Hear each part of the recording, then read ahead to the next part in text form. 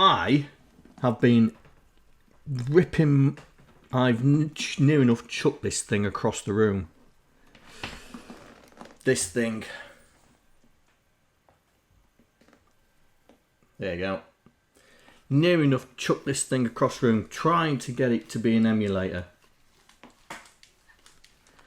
And it is. It's an emulator. It does every emulation. I've tested it.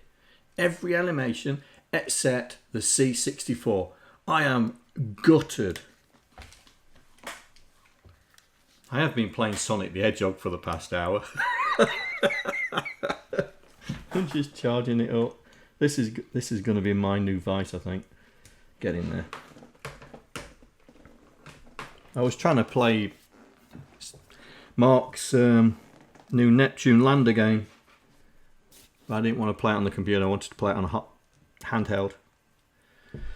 Oh well. Anyway, we are exploring the mind of Mr. Jeff Minter, and I think it was Grey Defender. Is he on? Grey, are you on?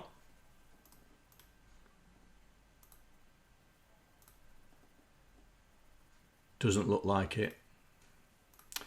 I've got a spy in the ranks. Oh, maybe it's telling me fibbies. Right, it doesn't say that she's there. No. Well, Grey Defender wanted to know how I extracted the code out of GridRunner. So I thought I'd just quickly run through it and show people how to do it. So I thought that would be a good thing to do today, just to get people, if they want to start doing it, to try it for themselves.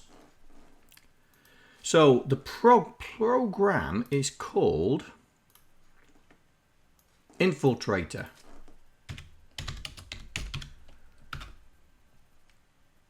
Wherever it is. Is it there?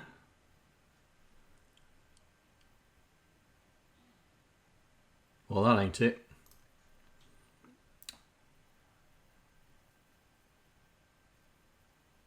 Wonder if it's that.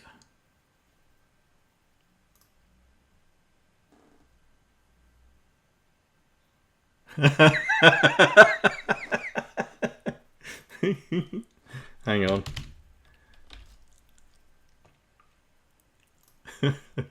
Sorry, Steps. You went away when I was dishing out the points. Let me see where is that. That. Right. Add points. There you go. Knock yourself out. Knock yourself out.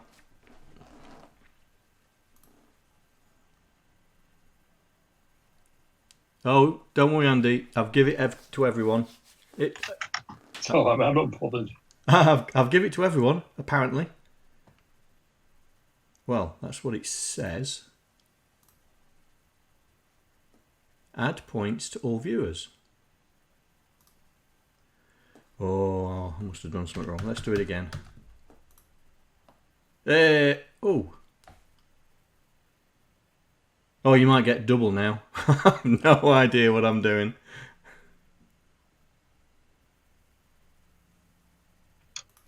We hadn't noticed.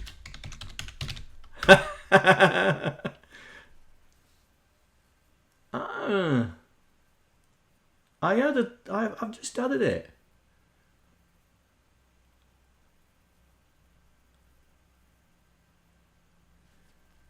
Oh no, why? Where's Steps? See, it's not even registering Steps is in chat. Oh, do I have to do this thing again?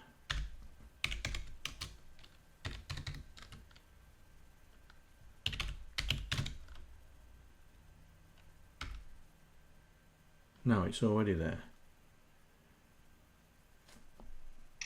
Yeah, steps isn't showing has been logged into the stream. Yeah. Yeah, it says 6 people on the stream. I can see 3 users plus me. Yeah. Maybe she's not updating very quick. I mean, it still says everybody's got 1,000 points. Except for you, Andy. You've got now 1.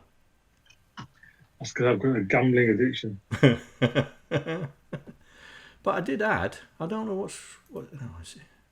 New giveaway. Oh, go away, you.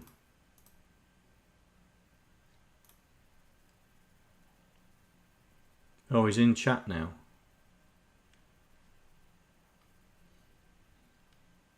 Is raffle one of those things? Yeah, it's one of the built-in ones. I see dual. Let's turn on dual. It's got 10,000 points now. Hey! It's just really slow. It's updating really slow. Well, you're all going to get 20,000 because I've done it twice. It might just be that because it's a new thing you've just turned on, because it works off a back-end server. Right. So it may just be setting your account up or something. All right, then. I wouldn't stress it, mate. Not for tonight anyway. Nah.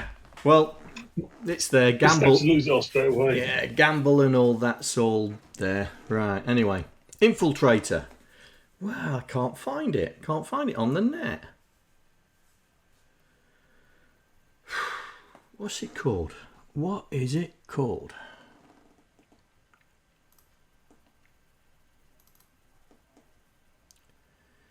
Let's see if the program itself's got a link to its own website. Here we go. Information about Infiltrator Disassembler. Read the reference manual. Okay. Right. Infiltrator Disassembler. Here we go. That's what you need. That little beauty. Right, so let's put that in chat so you can see. That's the little beauty you want if you want to try and disassemble a C64 program. Now, the way I did it was you fire up Vice.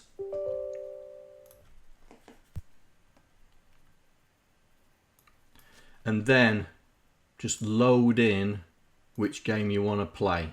Yeah. So if I go to, let's see if his game, yes, his game's still there. There we go. So let's say we're going to do, is he in chat? We're going to disassemble Neptune Lander Elite. Here we go. So just load it in, let it run, and then what I did was just saved a snapshot of it. So here we go. So Neptune Lander Elite. Here we go.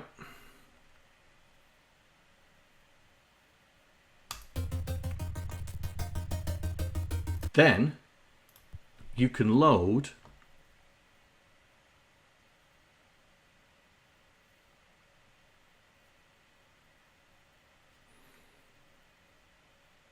I don't know if that give points is on there, mate. Hang on.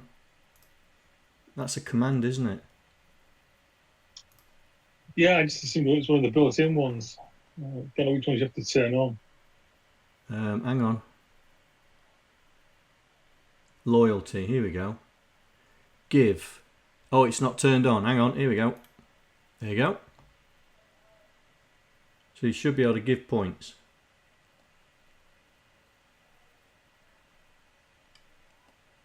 No, it's just, according to this, mate, it's just exclamation mark give. That's it. Steps has got it. Right. Back to the matter in hand. So now we've created our Vice file. We can now then use Infiltrator to have a look at it. So if you could click on Vice and find where you put it. So we should have, there we go, Neptune Lander Elite. We now see where, hex, that's the hex, disassemble, here we go. We now see, and there's supposed to be a memory map somewhere.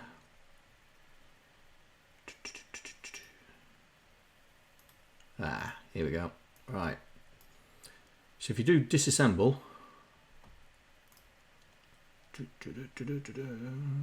there we go. This is a memory map of Neptune Lander Elite, and we can see where the highlighted bits are code. So, and the other bits looks like it's just data. It thinks it's data, which it looks like it is. There's little bits of code knocking about in there somewhere, but the majority of it is here, in here. So we are talking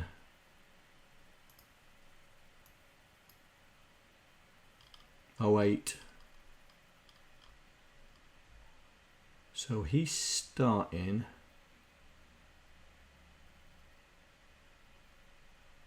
must be here.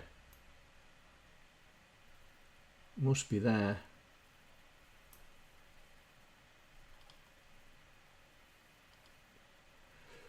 Let's have a look. What's it doing?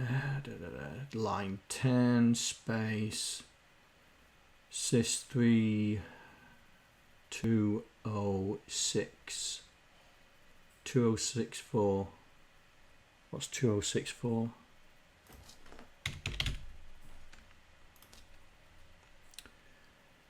Right, decimal 2064 in hex is 810, so that's where he's starting. So that's here. So this is where his program starts, and it looks like it, for this demonstration anyway, it looks like it's finishing around about, let's go up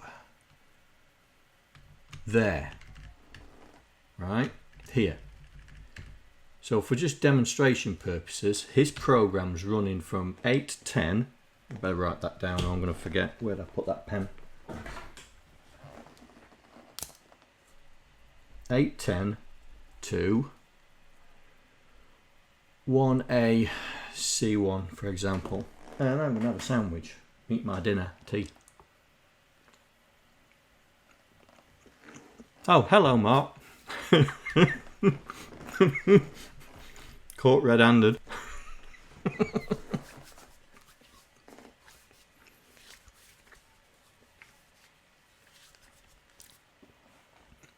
So what we're going to do, we are going to export this disassembly into a text file.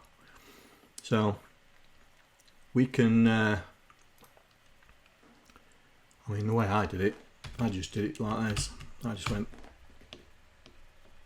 come to daddy.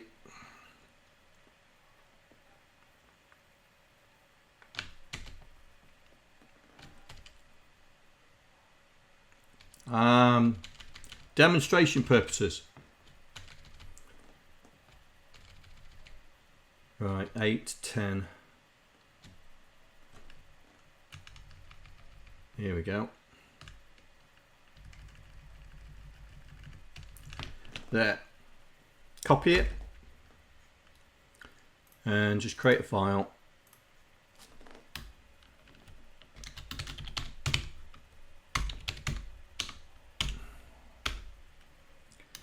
And paste it in. There we go. So that is Neptune Lander, not completely disassembled, but the majority of the code disassembled. But the problem is Kik doesn't understand this one little bit. So what we need to do is we need to clean it up. Now,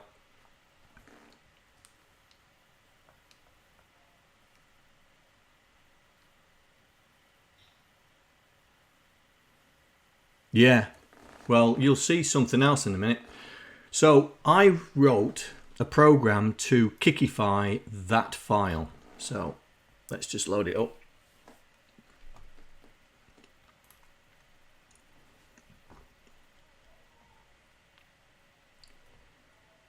And what it does, oh yeah, I'm not doing this by hand. No way, no way.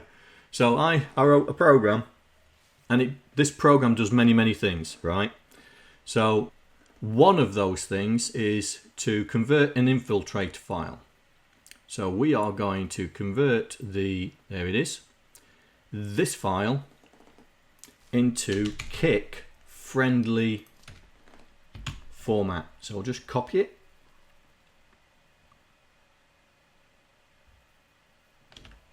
In fact, select all, copy, and then we'll create another file, call it Neptune Lender Elite Kick.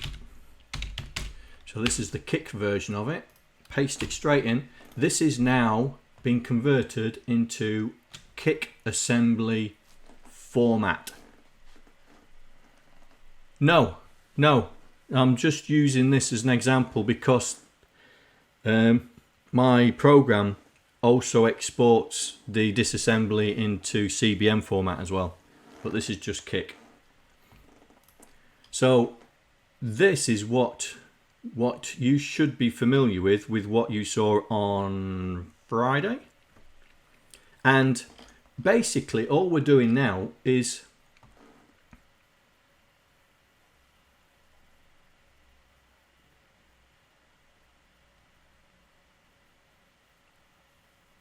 there's no hash import or anything like that. You'll code that in, but yes, you'll see what I've done in GridRunner in a bit. And then once you've got this, the only thing that we need to do is work out why these are failing.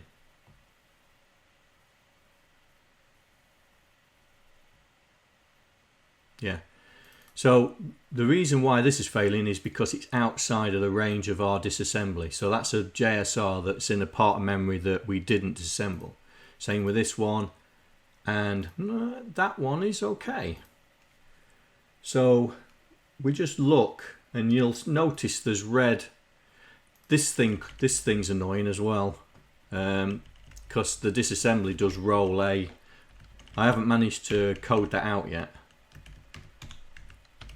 And also there's curious ones like this, and I think that's an indirect jump. Sneaky, put an indirect jump in there. Anyway, but this is the premise of doing disassembly. Now, how I did GridRunner, so I'm going to do the same thing again. So we'll just close that down for the moment. I'm going to load GridRunner into this disassembler.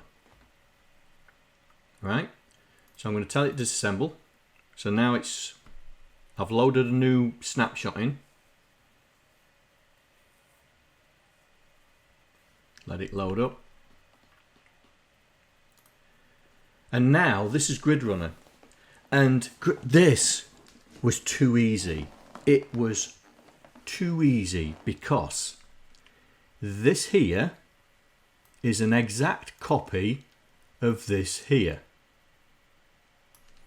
Because so when you look at it, so if we go to the start of it, so 0810 or something like that, you'll see what I mean. Because what it does, 0810, what it does, it sets up some 0-page formats at 083B and 8000, yeah?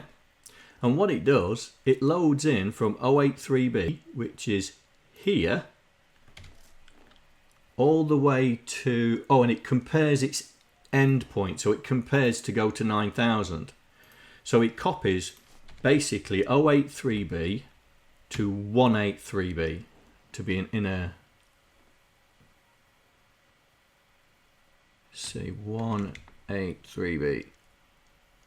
They made it so easy to, if I was a kid, I would have hacked this and been able to put it on tapes and give it my friends. So there, so it copies all that to 8,000. So what you do is 8,000 is where the code is. 8,000 is where it starts. Yeah. So we just then copy from 8,000. Keep going, John. Keep going. Here we go. So 8,000. So we copy from there to 9,000 because we know in that copy routine it only went up to 9,000. So we just copy it, carry on copying it, copy it.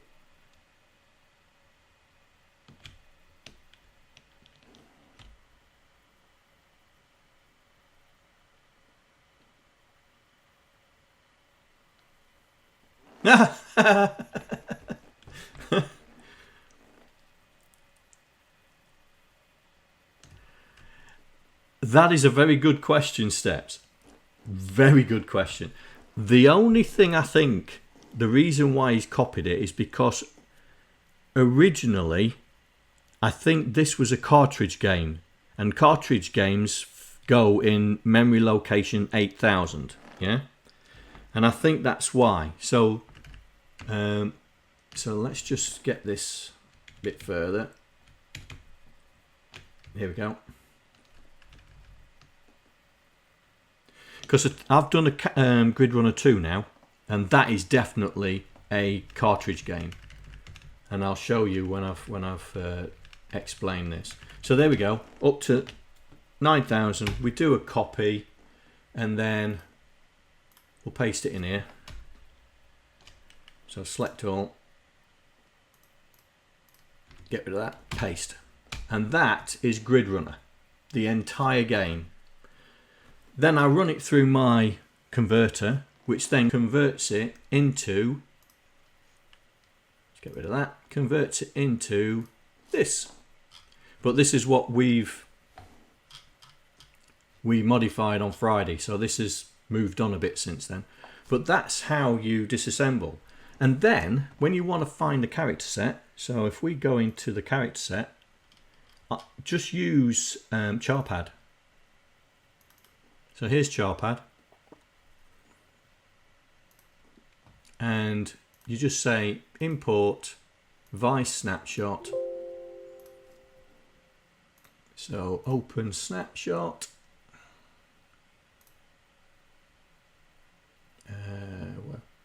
Where are you? There we go. GridRunner. And there we go. So this is the character set of GridRunner. Now I know for a fact that his character set was at the back end of 9,000, and the only reason I know that is because we've already seen it in the code, because he copies it from 9, he copies it, yes, yeah, yes. So if we go to 8, the 1, there we go, there, we should see part of the character set. But he copied it into 2,000, didn't he? So there's 2,000. There it is, character set. Right, so let's go back to, it should be there. But I think it could be before then. Oh, here it is. There it is. There, that's his character set at the bottom of this. They're the only so his characters start from there at that point to there. That's all he's got in this game, and that's why I managed to make it say GridRunner by John Dale, because he's actually got all the characters for my name. So JOHNDALE.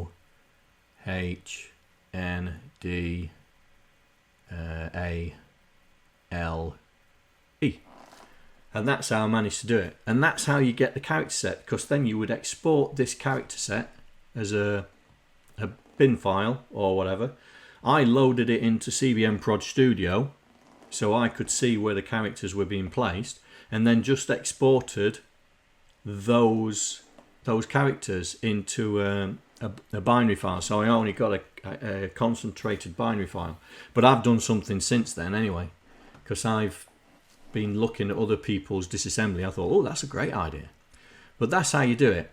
Now, the one I've been working on today, while I was getting really frustrated with that stupid white thing over there, PSP, my arse, is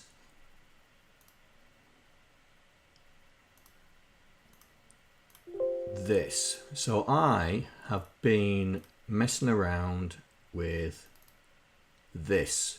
This is GridRunner 2, ladies and gentlemen.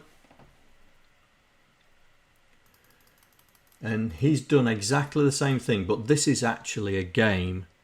This is actually a cartridge game, because the cartridge itself has the pointers that tell it that it's a cartridge game. And his character set is at the back end of the cartridge. Here it is. And he's actually got more characters. He's got half a character set. Well, just under half. I think these 4 bytes are nothing. But he's actually got a full character set in the second version of GridRunner. He's even got a little man and llamas in there. Can you see those llamas? And a little man there.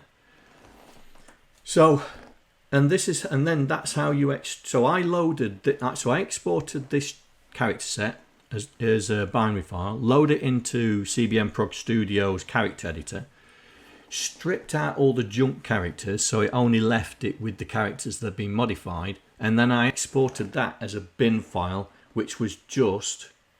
He hasn't got any sprites, mate. This game has no sprites in it. I'm telling you now.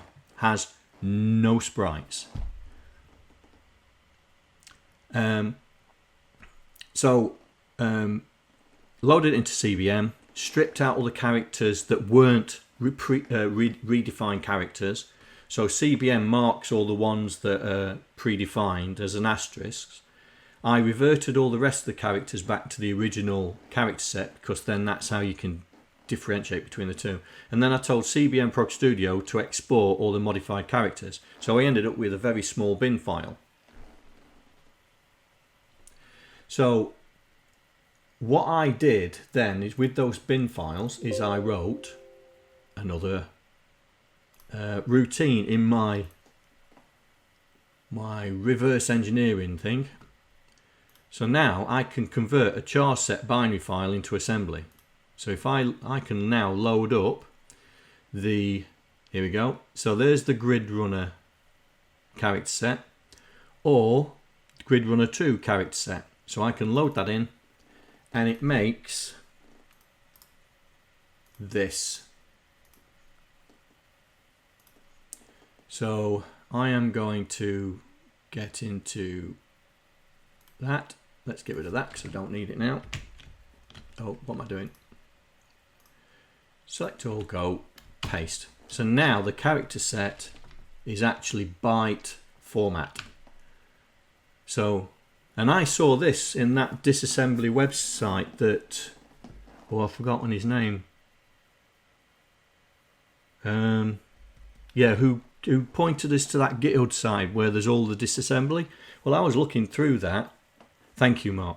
I was looking through that, and they've got all the characters like this as bytes with a comment that gives you the look and feel of the character. And I thought, oh, that's a great idea. So I wrote that routine last night to do this. I've also written the routine to do it for sprites as well, so we can convert a sprite set, and it does exactly the same thing. And then you can include that. So this is what I've got so far. Let me get rid of these. These are going to get confusing. By the way, I do have live share on if you are interested. I don't know if anybody's in. No one's in. I posted a link in Discord.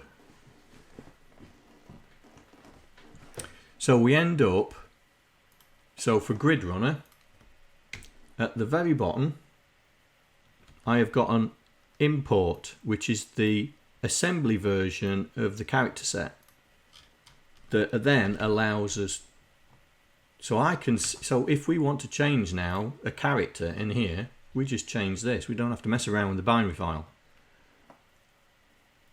which I thought was pretty cool. I wrote it.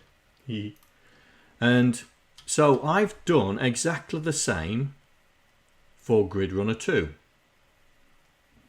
So here it is. This is GridRunner 2. Now this is why I know that this is the cartridge game, but in software, right? Ignore that. Ignore those 3 bytes. This is the vector of the start address of this game. The start address of this game is 9B-D3. Excuse me. So if we go to 93DB, so we'll create another one. It's right at the bottom. So 9B-D3. 9B-D3. There it is. That is the start of the game, and then it jumps back to the beginning.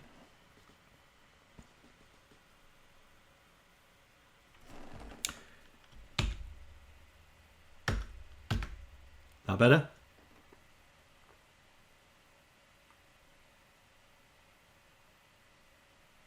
Is that better? One more. Yep, that. Let's make that smaller. Yeah. Okay. So this vector here is actually byte 8000 and 8001, which points to the start of the game, which is here. You missed a follow-on, mate.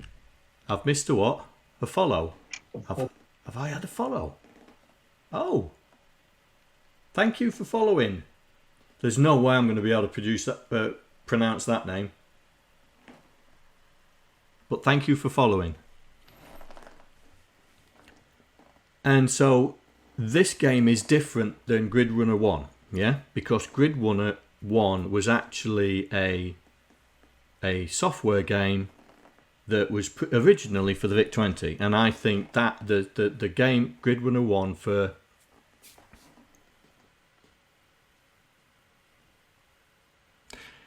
yes, they do.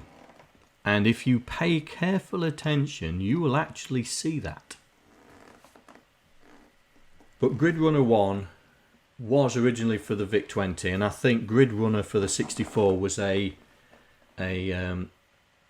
hatchet job for the 64. I think looking at the code more and more, it just looks like and that's why there's a lot of inconsistency in there, because I think that it was originally the VIC-20 code that he remastered for the 64. And that's why it looks a bit funny in places, as this seems to be a complete rebuild. Oh, thanks for hosting, Andy. If you look carefully, you will see this. C3, C2, CD, 3830. And if you convert that into screen codes, that says CBM 80. So the kernel of the 64 sees those 5 bytes in those addresses, which is C 8004, 5, 6, 7, 8, and 9. 7, 8. And if it matches what it sees in the kernel, it then gets the address from 8000 and 8001 and then executes that location, which is here. And so this is GridRunner version 2, but it was called AMC HES. Yeah, and it was primarily for the American market. But I have converted this disassembly using my routine to this, which I've been working on a bit of today. So I've mirrored the cartridge, found the start of the game, which is at the bottom, and then he comes back here He does the same thing as he's done before. He goes to the very end of the game, copies the character set, and then jumps back to the beginning. There's form there. There's form there. You can tell it's a Jeff Minter game when that happens. Anyway, so I'm going to show you now. This is where I've got to. F6. And there's an error. Oh, this is because I was sorting out what line's that on. 4838. Oh, that's a long way down. See ya. There it is. Right, F6. Here we go. There we go. One Jeff Minter game. Isn't it great? Absolutely fantastic. Now, on GridRunner 1, I was typing in SYS32768. I don't need to do this. All I need to do is just reset the emulator. Watch. There we go. And this is GridRunner 2. The AMC version by Human Engineering Software or something. So, press fire to start.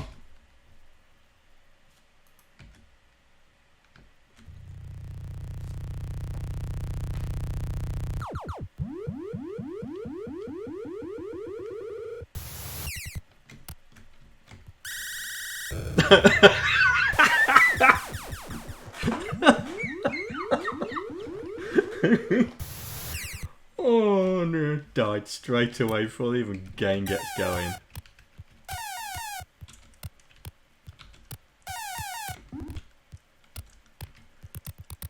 Now, the shooting sound is screwed up because I think there's some data still in here that I haven't found that, but originally it wouldn't work. Yeah, the shooting sound's gone. But I'll find that. I'll find what's wrong with it. But that's GridRunner 2. So we've got two GridRunners now working. No, it ain't. No, it ain't. That is the font. Because here's the character set for the font. Yeah, because look. So if we go down here, we'll see where it starts. So so there's the numbers. There's the copyright sign. And there, A, B, C, D, E. It's got a line, an empty line through the font. Did it? So there's no N.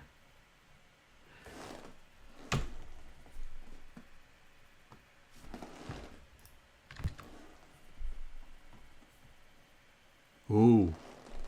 Come on, restart. That's not loaded. Why did that not load?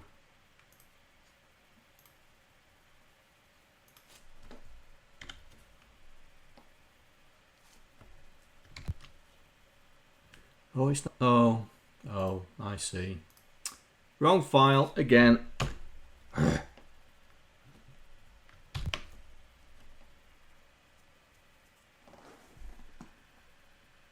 Ooh. I bet that's one of the byte areas. There's a lot of bytes.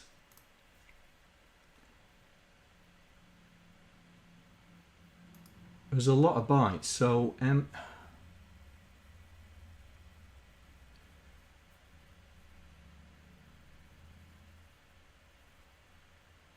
because min, that's the N. The N's there, look. The N's there. So I'm missing on the screen display somewhere, which I haven't found. I haven't found where the screen display is yet. But I bet you it's one of these byte areas. Because there's a lot of them. There's one. Right, where's the first one? So there's the first one there. And I'll put money on it that I've got one of the bytes wrong. Because that's 20, 30, so that's 0, 0, 0. So this looks like it could be the top line. So that's the score. So that could be the top line data. I bet you I've got his name, I've screwed up his name on one of the data sets. So there's another one here. So I'll just have to see what's different. But it's not the character set. It's probably me when I was doing this data. Where's the next lot? Like here, there's a whole rack of data here. I bet you I've got one of them wrong. But when I start understanding where everything is, I will fix the problem. But thanks for pointing that out, because this was screwing me up today, this data area here. Any more? There's some more. There's another set. I bet it's in here. I bet if he's true to what he's done in GridRunner 1, I bet it's in here. I'd put money on it because there's a lot of spaces in there. We'd have to work out what Jeff Minter is. 1, 2. Let's see. There's only 2, so that could. I wonder if that's by 1, 2, 3, 4, 20, 20. MI. Oh, here we go. No, GEF. There's too many spaces there. I'll find it. I'll find where that N is, and I'll correct it. But it's definitely in one of those data blocks. Because they're a pain at the backside, they are. Because there's another block here as well. There's another block. So I'll find that. I'll find, because if I run the snapshot, so let me get back to the snapshot.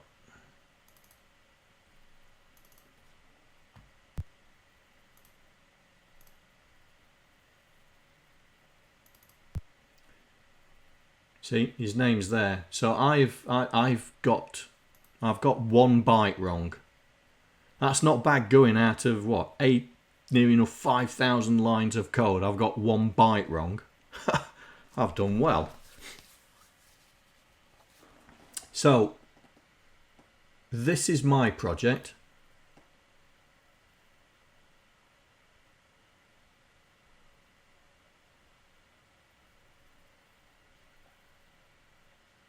Well, I'll find that. I bet it's in the same.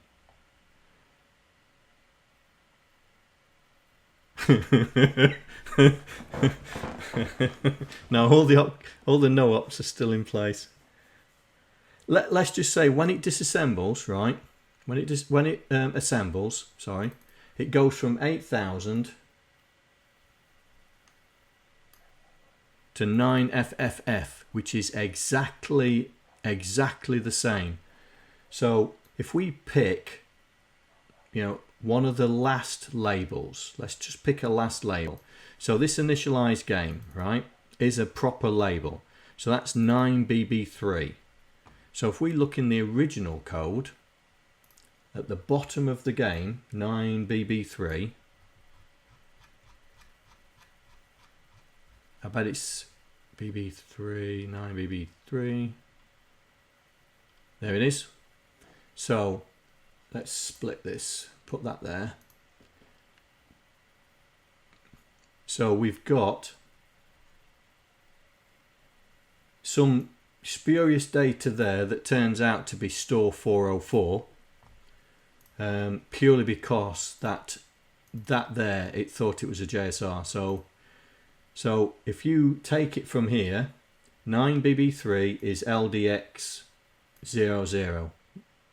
which is on that byte dump. If we do the byte dump, 9BB3.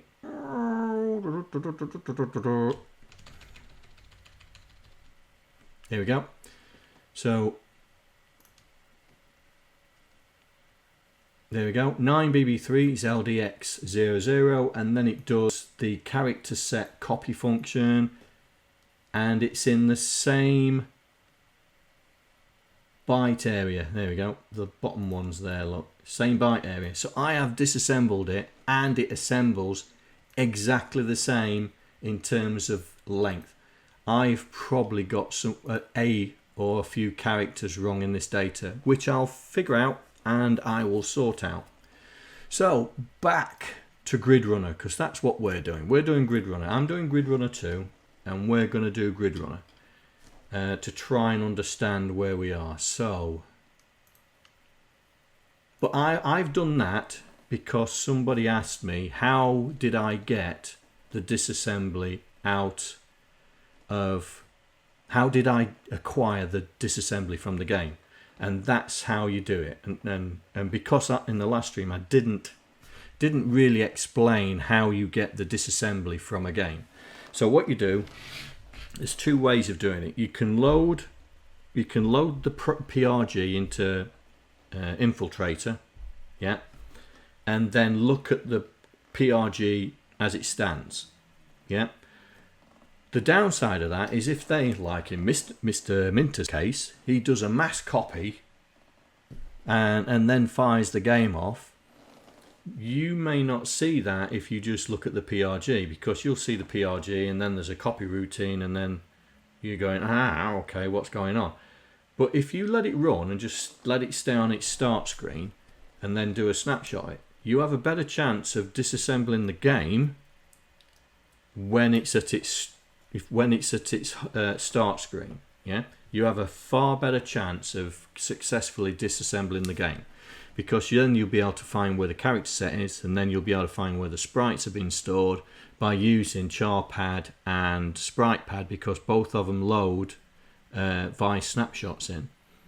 And then you can make your judgment call how much code you want to disassemble. I've been lucky that GridRunner is a 4K game that runs from 8,000 to 9,000, and GridRunner 2 is actually a 8K game because it runs from 8,000 to 8,000. So even though in Infiltrator you saw a load of stuff at the start of memory, that's just what it loaded in to then copy to 8,000. So if you ever want to disassemble a game, that's how the thought processes I go through it. Now I know Mark, who's in chat, is an absolute master at re-engineering games. He's done AMC, he's done Hunchback. What was the next one you was thinking of doing?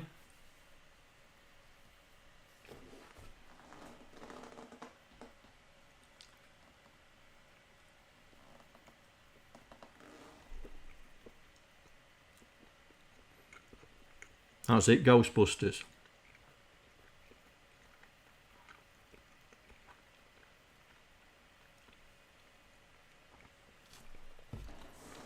So if you want to try it yourself, that's how I do it. Now Mark may have a different way of doing it, I don't know. I'll wait for the his blog series on how to re-engineer a game.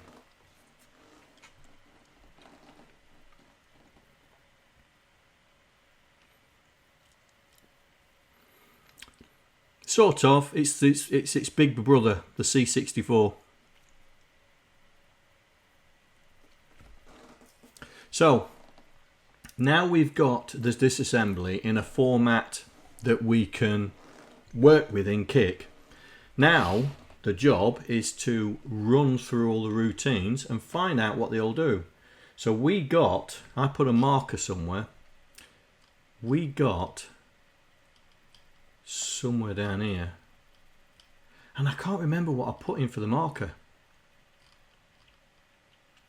Here we are. There it is. So we got here, we got to this point, so it's loading the current level, and then it's loading something in. So what we'll do, we'll put a breakpoint there and we'll see what it's up to, see what it's doing.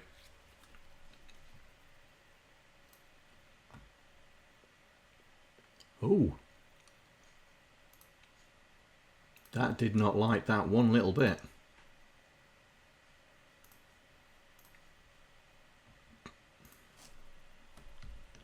Come on, C64. Or is it because Infiltrator's still open? Oh, that is crashing all the time. Or is it?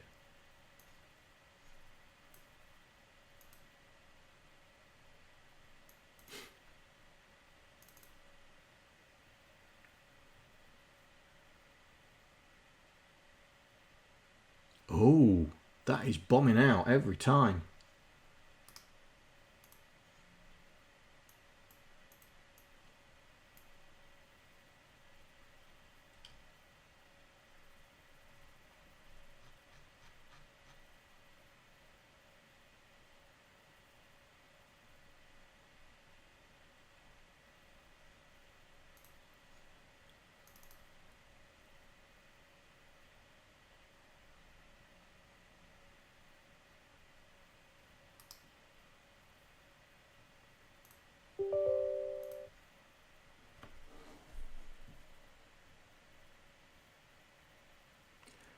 Ooh, can't debug it. C64 debugger doesn't want to run. Why is it not wanting to run?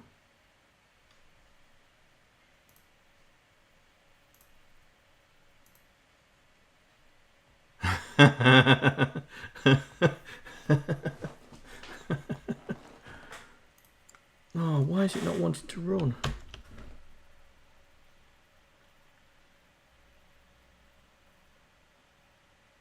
Oh, that is weird. Hello, Mike. When's your stream, by the way?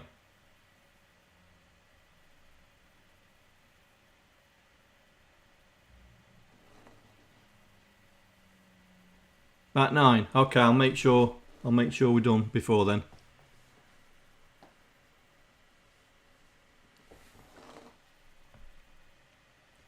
I have no idea why this is not working.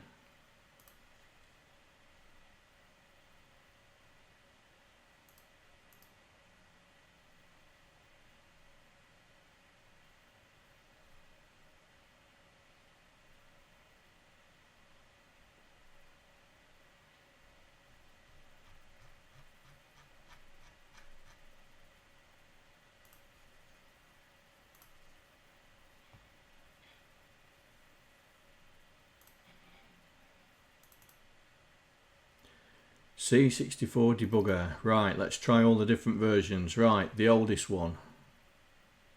6.4.2.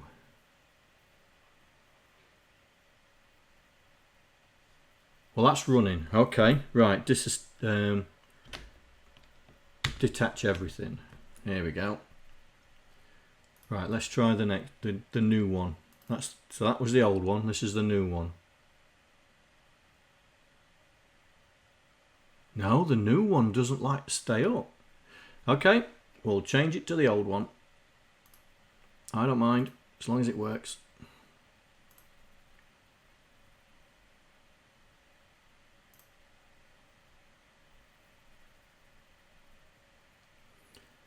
So we are changing it to... Oh, thanks for hosting, Mike. Right, we'll change it to 6.4.2 because the new one doesn't seem to be working. That'll do. Right, let's see if that fires up. Oh, why? Couldn't find it.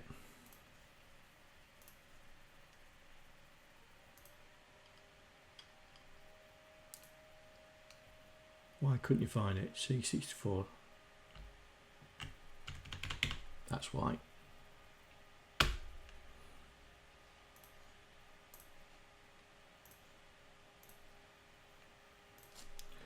Right, let's see. Come on.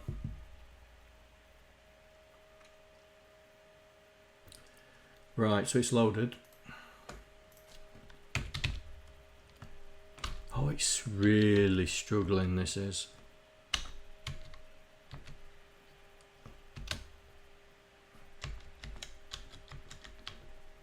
What is running on my box?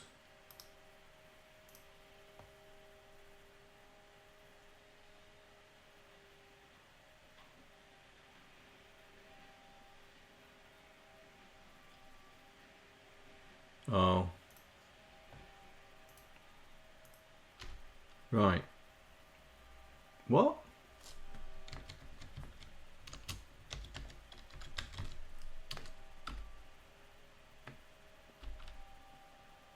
It's better.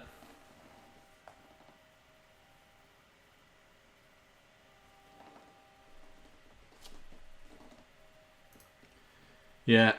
Right. So if we press this joystick on, hang on. Yeah, it is now. We should break any time soon. Oh, this is so slow.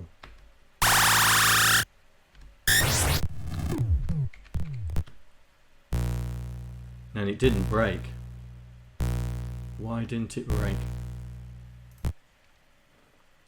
There's a break point there. Why didn't it break? Oh, is that why the old version doesn't work? Really?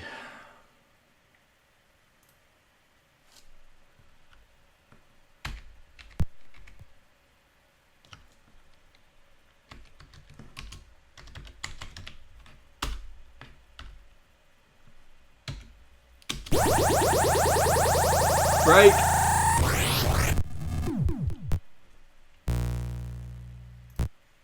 Why doesn't the new one work? It's not breaking.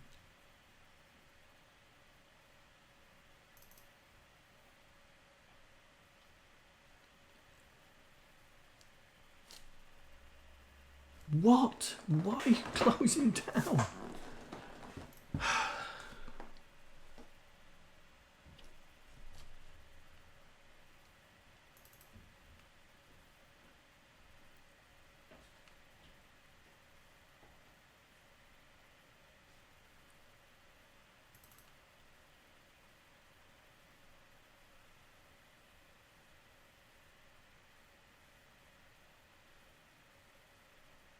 No, the new one, it does not like this machine at all. Okay, we'll have to use the old one. We'll have to figure out where that breakpoint is.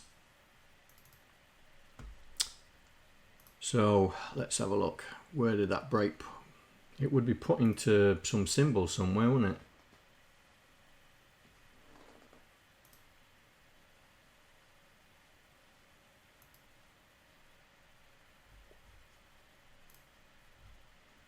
Where's the breakpoints?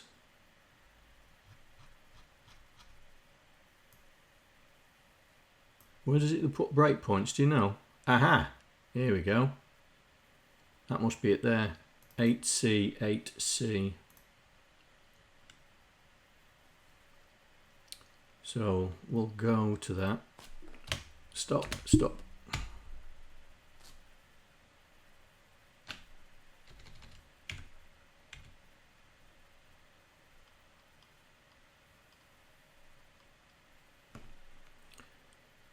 That's there. Yeah, that's definitely the breakpoint.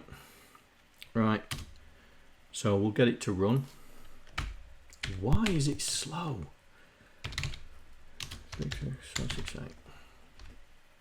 right. Here we go. Right. So we're trying to figure out what it's doing. So it's looking at 8CB4.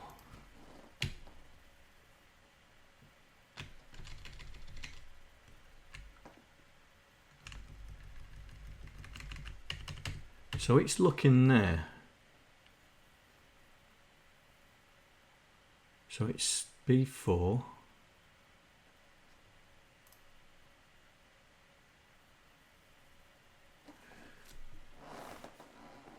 Yeah.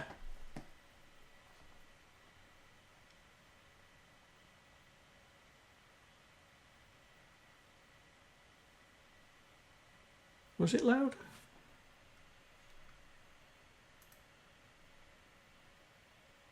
I'll turn it down a bit more then. So when it does it again. Right, so it's looking at, so 35. We need to know what 35. Oh, 35 we know is the level, don't we? The location 35 is the level the current level. Right. So it's 4. So it's level 1. So B4. So it's there. So that's where we're looking. So it's loading 1 and putting it in 2A. Then it's loading D4. 6 and putting it in 2B. And then it's loading F4, which is 10, and putting it in 3-4. So that's 1, 6, and 10.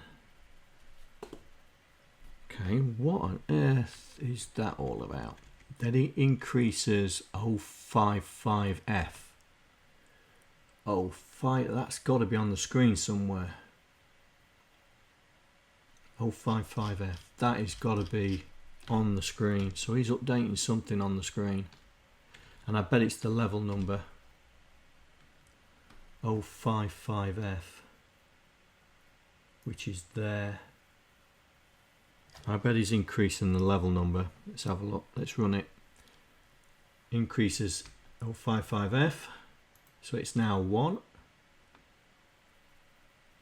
So there's 0, 1. So he's why? Okay, so he loads it. Oh, thanks for the follow, Beast Vower. Hope I said your name right. Thanks for the follow.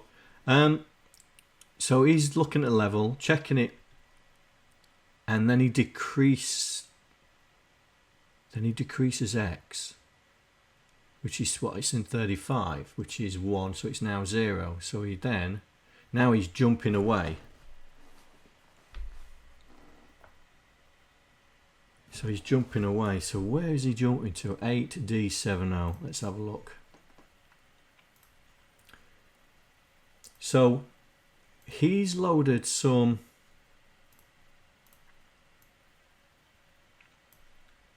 parameters into 2A, 2B and 3-4. So they're important. They are important. Those memory locations are important for the game, but we don't know what yet. And then he updates the level number. Yeah, so he's increased it by 1. So it must have been 0 on the screen. But why?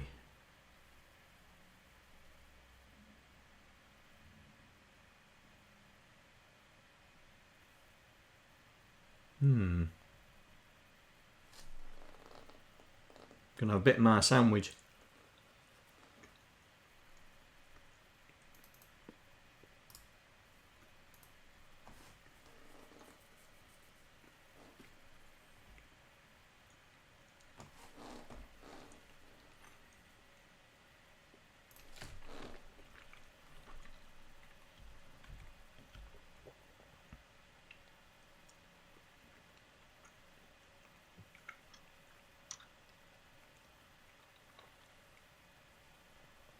Well, that's an illegal address because we don't need that. So this one is setting the sound chip to be. So I've already figured this out because I've got a comment on it. So this is set. So this actual routine, God knows why it's a jump, but he must be setting. So he's setting the volume to loud.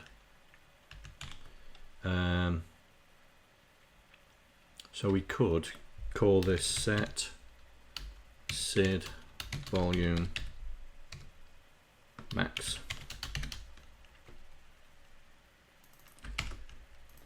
So there's only one place going to there because that link only exists in one place. Now, because I've done that, we should have an red line, which we do, because that jump doesn't exist anymore. And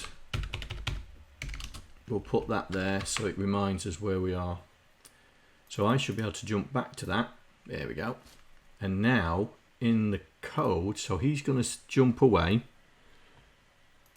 He's going to jump away. He's going to set the SID volume to be max. And then he's jumping to 8D16, which is there.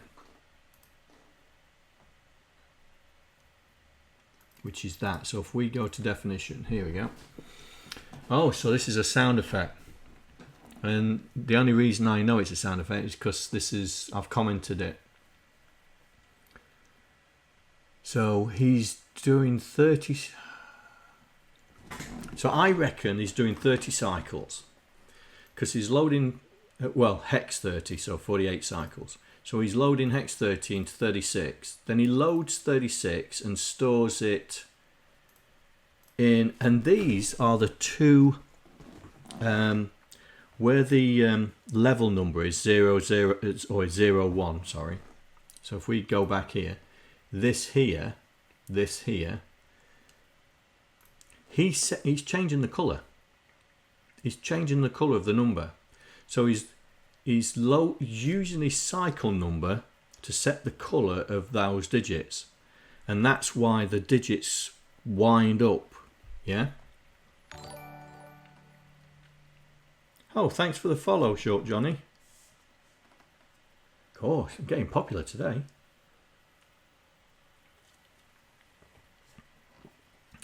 So, this is colorizing the level number.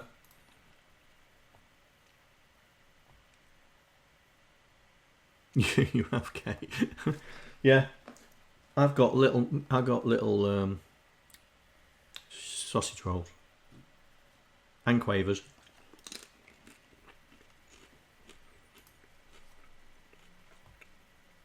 So he's taking 30. What he's put in 36. So this is some sort of counter. So he's loading X with 36, and then he goes into the infamous delay counter. So this is, so he's delaying. Let's fire another thingy up so we can see where we're going. So he's going in with X. So he's loading 20, and then he's performing another delay. So he's going in with 20,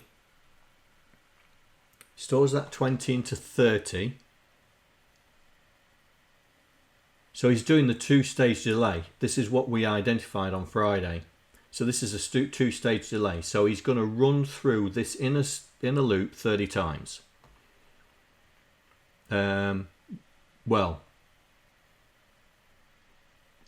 48 decimal 48 hex 30 times to start with. So he's doing the loop.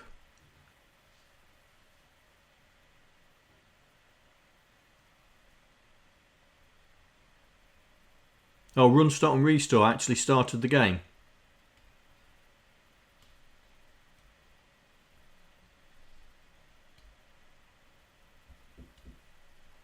Yeah? Sorry, it's Mrs. OSK. Hello, what's up? Have you finished with your plate? No, not yet. Okay. I'm still munching. Alright then. Alright.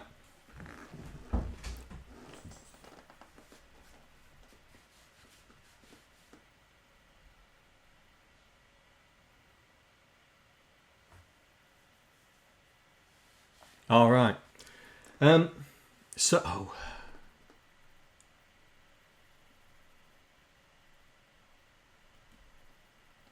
Yeah, I coded on my stuff, but I didn't have another machine to code on. I used a 64 and the VIC and the 128. Right, so this is performing a two-stage delay. So he's going in with the value of his current delay index, which is hex 30. So he performs this two-stage delay 30 times, and then he's working out a frequency. Right, so let's go back to that. 2400.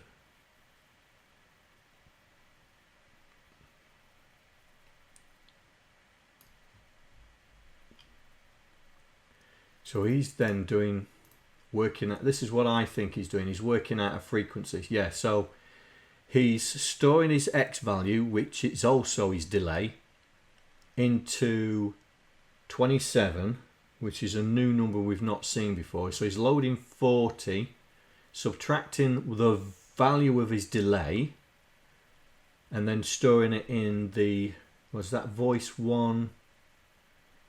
That must be voice 1 high frequency, yeah? Yeah, that's voice 1 high frequency, isn't it? 1.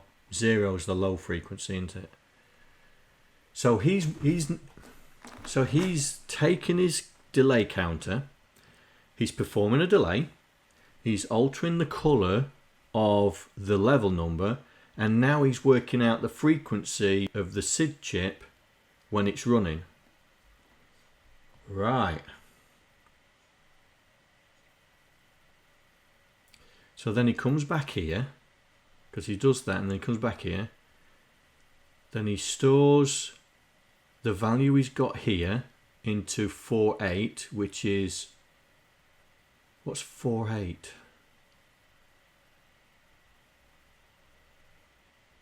Is that voice 2? Have I got that wrong? Is that voice 2? Yeah, that's voice 2. So he's storing in, oh, that's voice 3, isn't it? Yeah. So he's storing it in voice 2. This is what I don't understand. Why is he doing it over here? Anyway. So he's storing it in voice 1, and he's storing the same frequency in voice 2, and storing the same frequency in voice 3. And then he loads 0, and are they the control registers? Oh, so he turns them off. And then he turns them back on. 25. What's 25?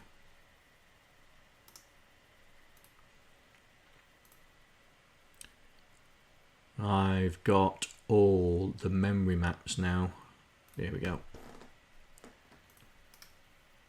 D4 find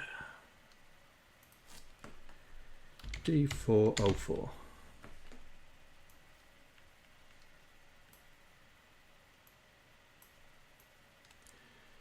So what's he doing? 25. So 5 is going to be that bit. So he's turning it on, and that bit, which is the ring modulator. So he's turning that on. And then 25, so it must be bits 5. So he's saying it's a sawtooth. Okay. And he's setting all 3 voices to be that. Then he's decreasing his cycle, because that's his cycle, and then he's jumping back to here, so he runs through it again. Right, so that bit,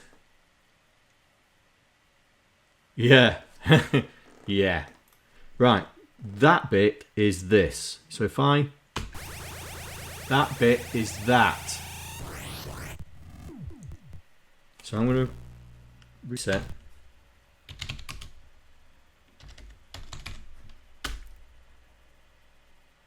Right, so let's slow this right down. That's this, isn't it? There we go. So if I press fire now, so that's the break point, so we'll continue. So it's this, look. So it's changing the colour, and then he's running through his delay. So he's changing the colour when he runs through the delay.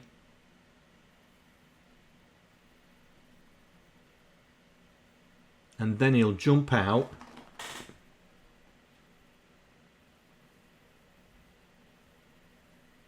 I think the sound's not working because it's too slow.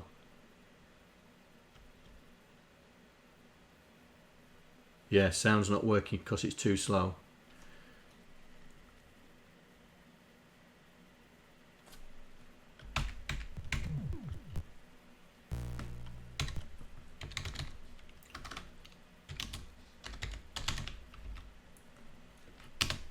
So all that, what we've just discussed, is just basically to do that sound effect and make them numbers go multicoloured. That's what he's doing there. Oh, is it sawtooth? Okay. Did I get my bit numbers wrong?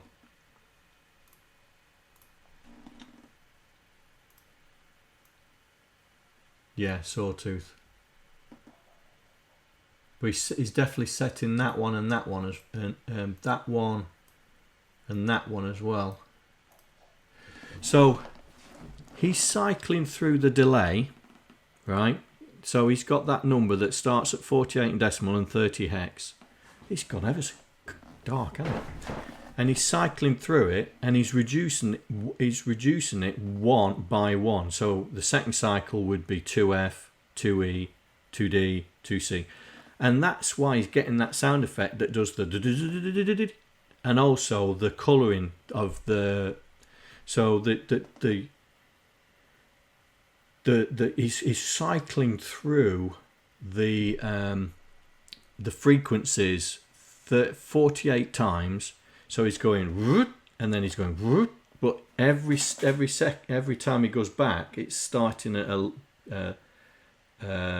lower. No, so it's not going up as quick. So it's difficult to explain, but that's how he's getting that wobble effect in the sound right at the very start. So let's slow it down to 50. See if it'll still work at 50.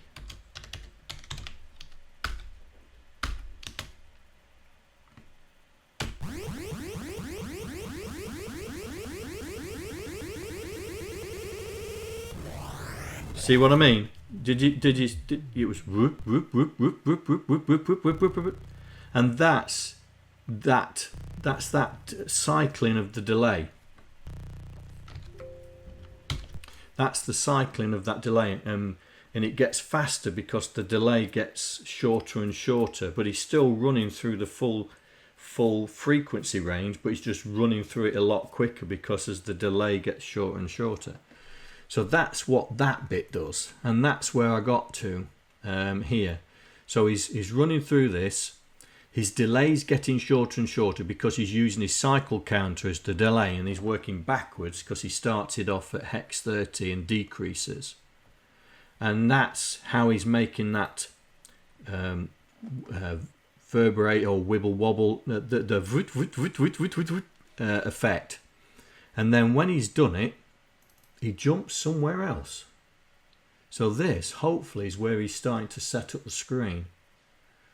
So it'll be interesting to see if we can replicate this sound effect on its own. Because these are the sort of things I want to learn. Because sound effects, the SID is a black art. It's a black box that I know nothing about. I know a lot about the VIC chip, but the SID chip, nope. Nope. Right, let's see if we can find this routine in here.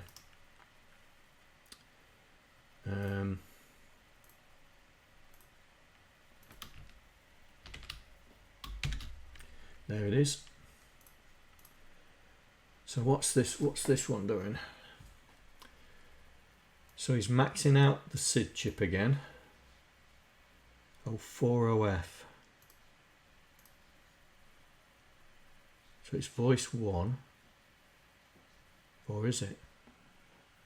No, voice 3. So he's setting voice 3 this time. 413. So he's setting the tack and delay on 13. On voice 3, which is 04. So 04 would be that. Or would it? No, it's this. It's the decay value, isn't it? 04. It's that one.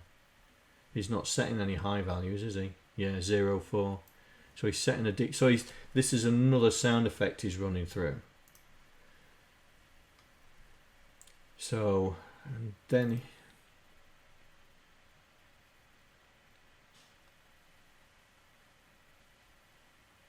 oh, that is so spooky. I was listening to him today. I was listening to his album Aero.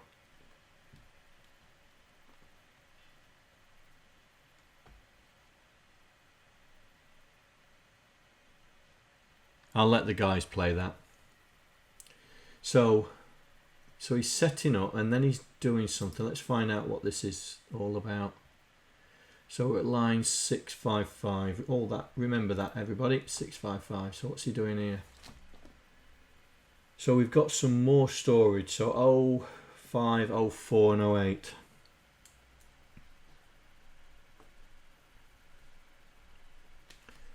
So he set it, so he's putting 2 in 08, 8 in 05 and 34 in 04. Right, let's go back to 655. So he's setting those variables and then he's going there. And then he's setting OF in 10 to, that looks like voice 2 I think.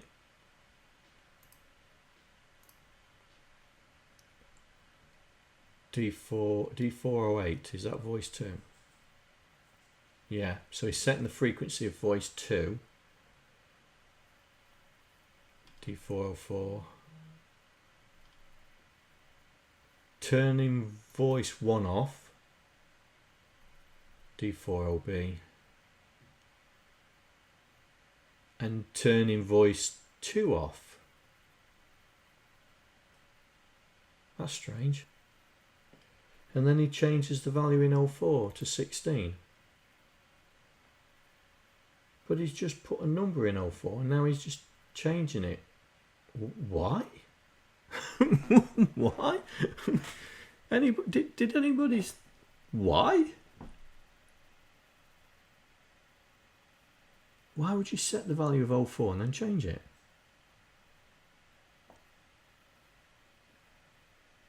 Six 655.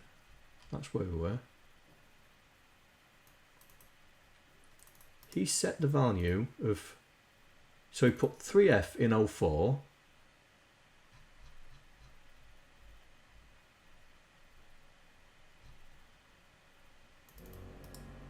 Does nothing. And then put 16 in 04.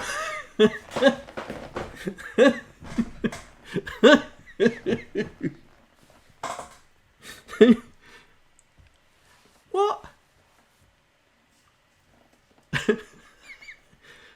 Why?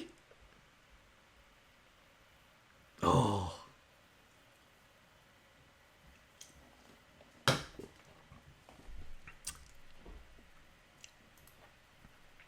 All right then, 655. Let's go back to 655. So he's setting up. It looks like he's setting up voice 3 and turns off the other 2 voices. And then he's putting 14 in B, 15 in C, FF11. So all these 0 page locations are important in some areas. So we'll have to find out. We'll have to find out what these. We'll probably find out when we get more into the program why all these 0 page variables. But at the moment we're still in the initialization part. So what's this routine doing? So LDX20, LDAAF, store it in 1000, X, then works backwards. So he's resetting 1000 to 1020 with FF. Okay, so we'll soon find out what 1000's all about.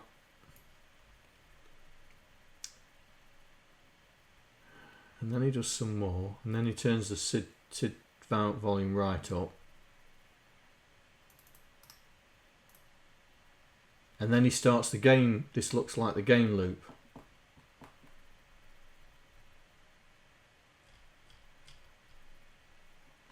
This definitely looks like the game loop because he's looping back round here to FA, which is here.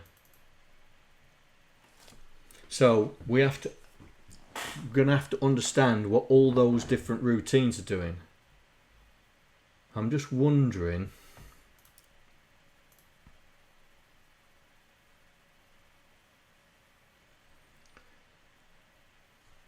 It definitely looks like a game loop, doesn't it, Mark?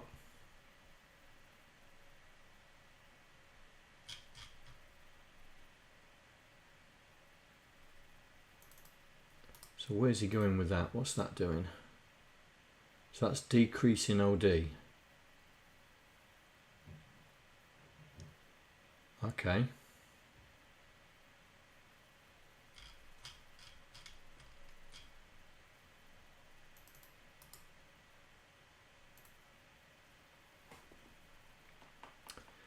It's decreasing OF. Right. So this is where we have to start. This is where it we have to start figuring out, because when we do it, where is those routines? So these, right, the game flow, right, where we think the game flow is 83AO. So let's see if we can set a breakpoint there.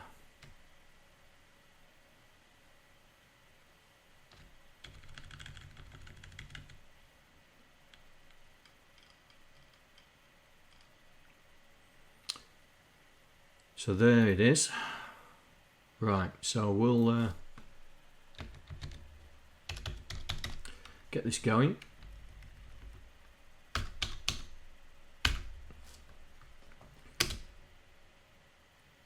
Right, so that's now broke at the one, so we don't want that anymore. So we know what's happening now. So F11. So we're still at 50%. So there's a routine in there. So there's a routine in there that sets up the grid and does the animation of where the ship is built. So we need to find where those animations are. So we was here, where he's doing his jump. So 8300. So that's the end of it. So let's put a breakpoint at 8300.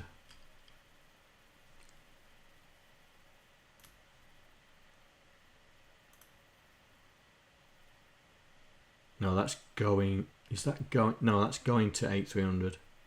So that's jumping to 8300. Yeah, that's fine. So he does his loop, and we want to break it at 8300. Right. Okay. So reset.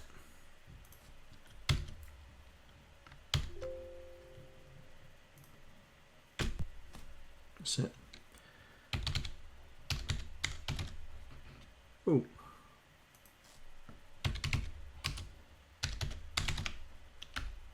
Right, press fire. So we're at 50% still. So this is doing that loop we've just been talking about. So we're trying to find out exactly what happens next. So it's stopped. So that's stopped. So he's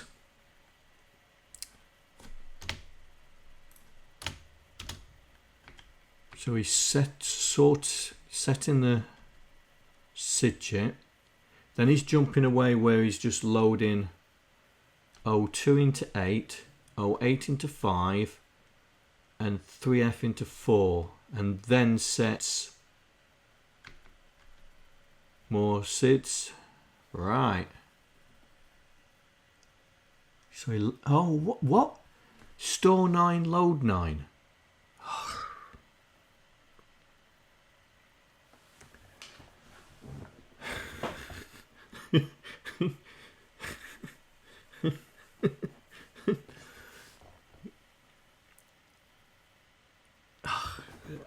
Okay.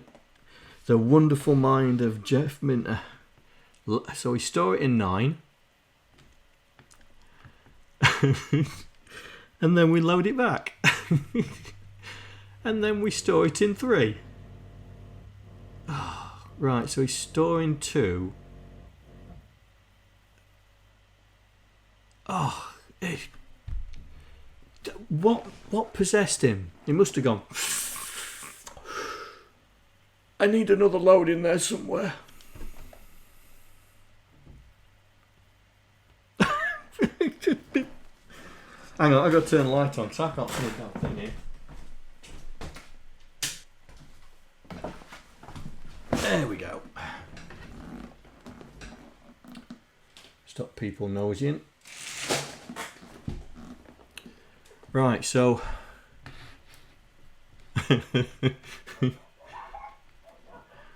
right, so loading 8, which has 2 and storing in 2. So he's loaded 9. He's loaded 2 and put it into 9. Then he's loaded 3. No, he's loaded 8, which is actually 2, and he's storing that in 2. So he's storing 2 locations with 2. Okay. And now he's running off to do 8172. Okay, so what's this? Oh, another go sub. 8163. Here we go.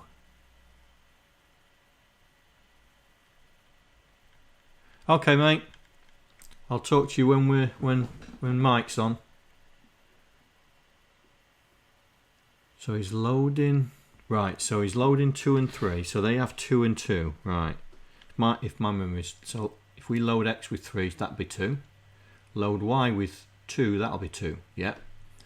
And then he's loading 0340, comma X. So what's in 0340? Oh, that's his. That's the screen. That's the screen. That's his screen mapping table, isn't it? That's his screen mapping table. Where is it? Constants. Yeah, it's his screen low and screen high. Okay.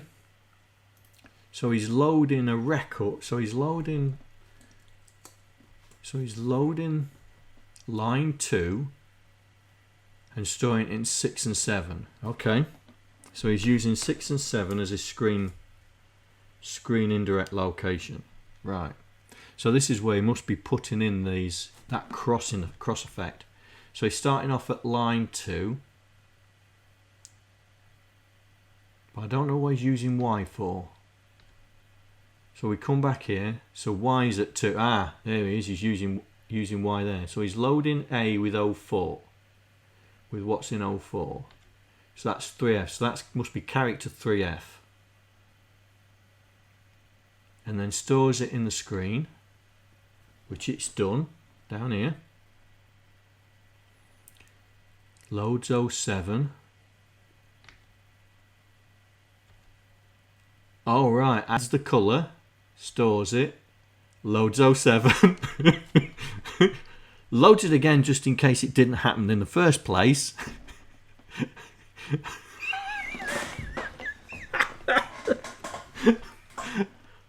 What? Store 7, load it, load 7, store 7.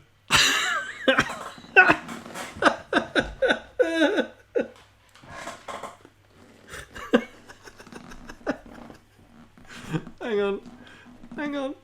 8178. 8178. Right. Let's find where that is.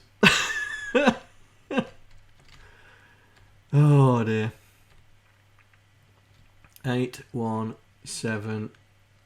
Oh yeah, look at that. Right. Okay. I'm just gonna put Y. Why? Why did you need to do those 6 bytes?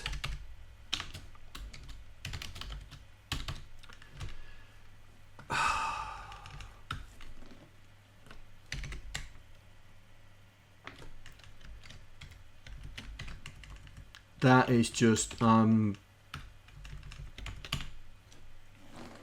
that's starting to be a theme. Load 07.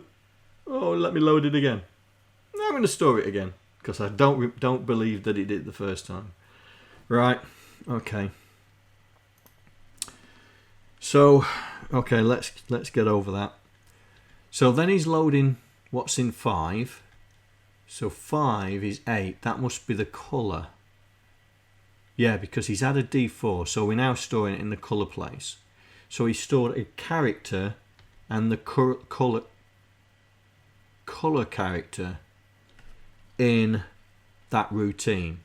So 8172. So this is storing a character and its colour. Okay.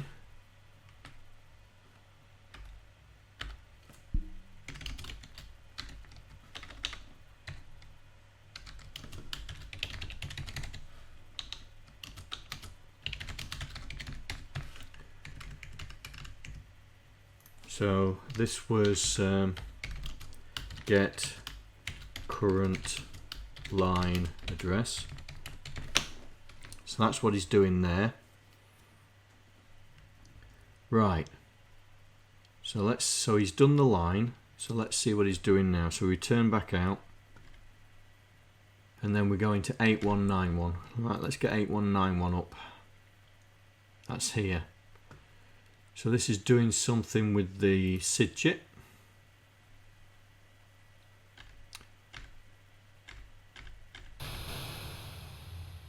Did you hear that? So that's what he's doing with the SID chip. So it's like an explosion effect. Then he's increasing 09. That is, now 9 was the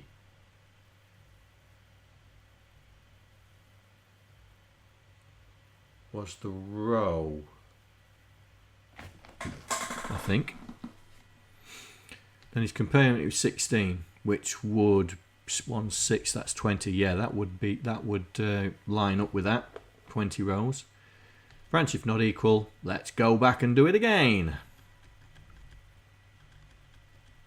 So he's putting so he's reading the next line, storing it, and then the colour.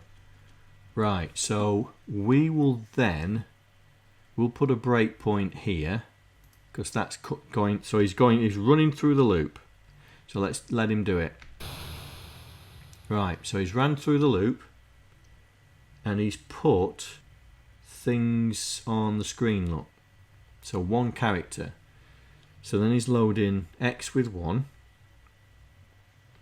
And then he's doing 8230. Let's look at 8230. Oh, 8230, and he immediately jumps to somewhere else. What? No. Right, I am going to JSR to 8230. I am now going to jump to 8233.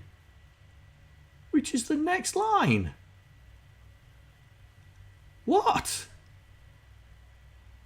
Why didn't you jump to 8233 in the first place?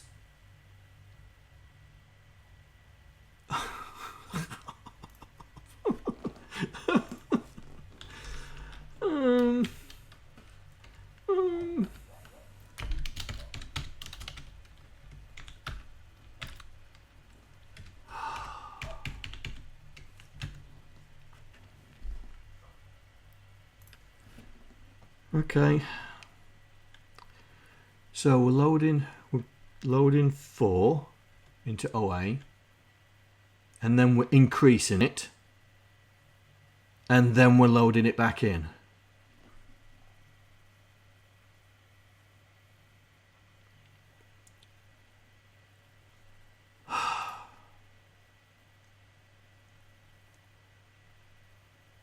Oh, I'll let him off.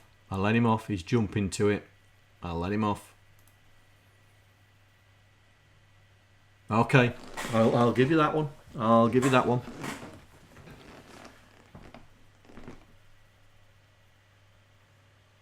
So he's loading it back in, comparing it with 4, and then jumping to 8240, which is, so he's bypassing the return. So he's coming in. So this is where he looks like he's setting some sound up again. Then he's going to 8237, which is back up here. So he's jumping back into the loop. So he's looping round for some reason. So we'll put a breakpoint there, not there, there. Right, so he's got one, so that's one line he's done. So this must be where he's doing that, the building of the grid up. So as he goes across the screen and then he goes down it, doesn't he? So he's building it up. So that must have been a sound effect on that build, on that line build. Then he's going back. Is increasing 8, loading 8. Are we at character 40? No, we're not. So we'll go back round. So then he does the next line. Okay. So we will put a breakpoint there. So we'll tell it to do another line. Then another line. Then another line. And another line. Here we go. So that's lines 4.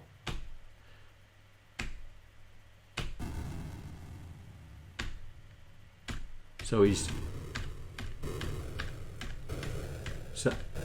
as he's building the lines, he's raising the frequency of the sound up.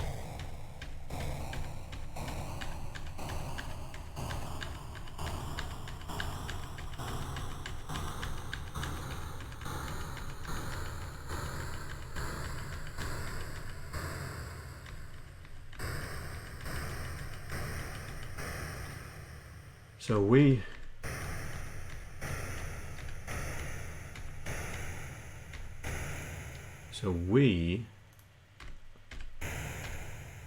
are getting there. So let's see, where are we at? 26. One more. There we go. It's 27.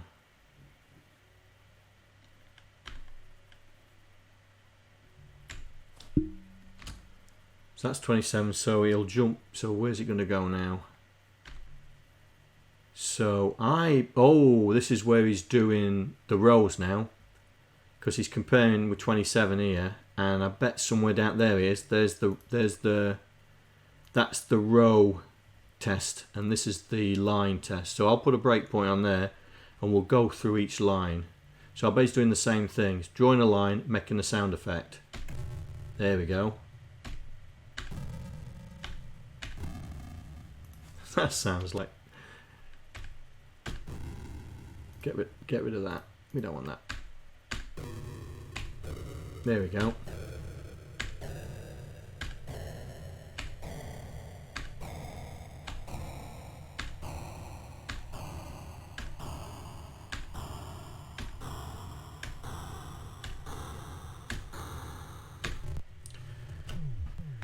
Right.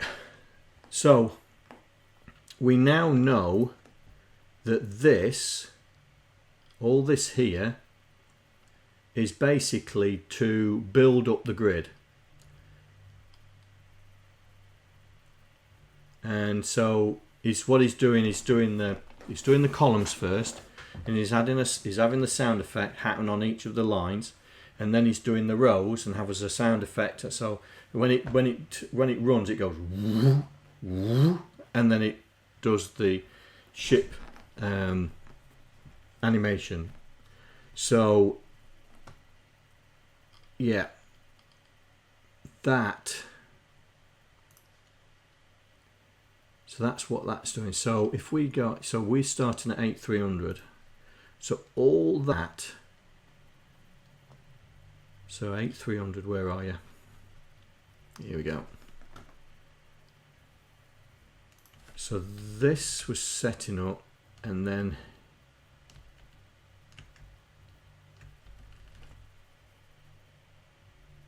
so we need to now start. Now we understand the basics of what's happening. We can comment it and start doing it. So right, 8300. So let's restart this. So F11.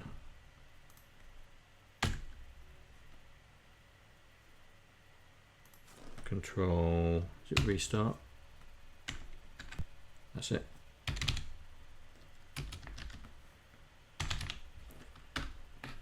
Right, so press enter, so it should. We know about that.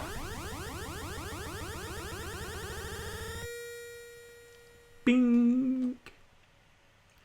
Right, so this is where we need to. So this is setting up now the SID chip for the new sound effect. Oh, we're not following. Why are we not following? There we go. So he's storing the start point of the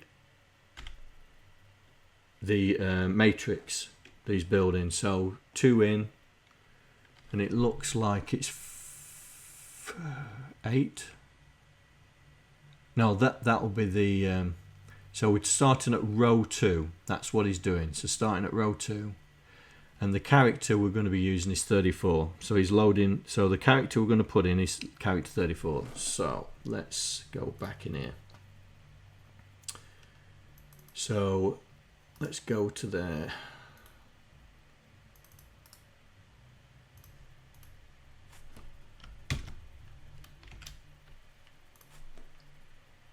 So here is row number. We're not too sure what that is yet, but this is definitely the character for screen.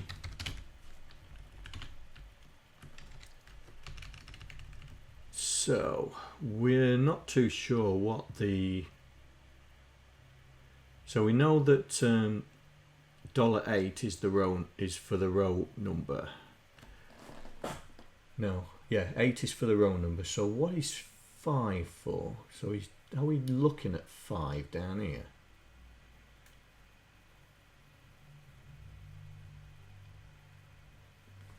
Right. So let's. So this is the row. So that's the row. This is the column.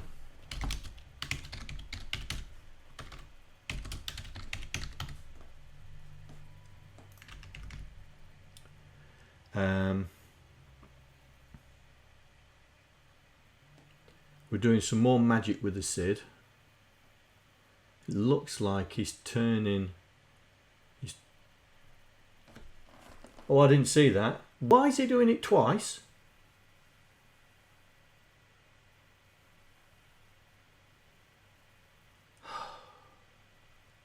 Right.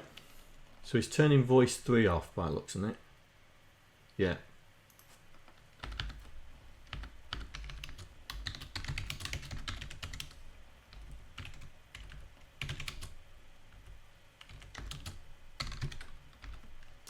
Oof. So he's turning voice 3 off. Why is he doing it twice? I have no idea. So what's he doing here? What's that one? So he's turning voice 1 off and voice 2 off.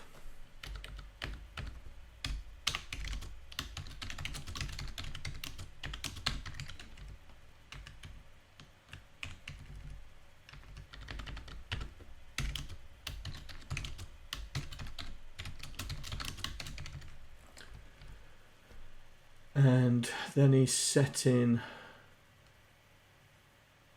voice 1 and voice 2.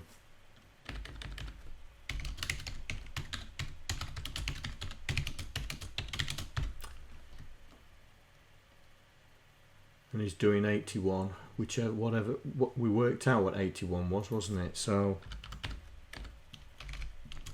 which is enabled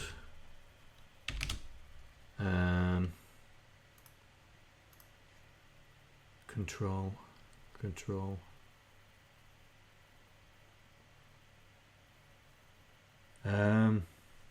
2 hours on the nose. 2 hours 1 minute.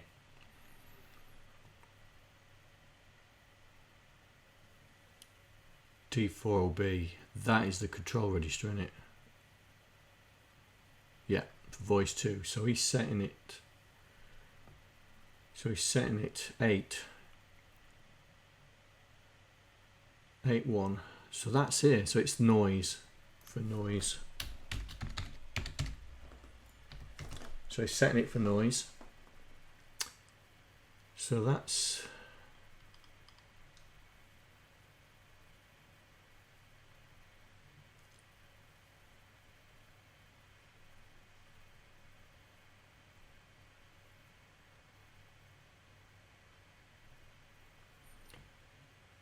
right.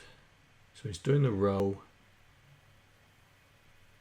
He's storing the character into the character, turning voice 3 off, storing the column number, and now he's running through the so he's loading the column number into 3, the row number into 2. Right.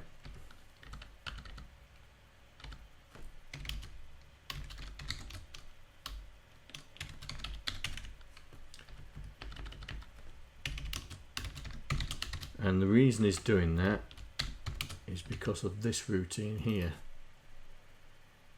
So that's 81C4, 81C4.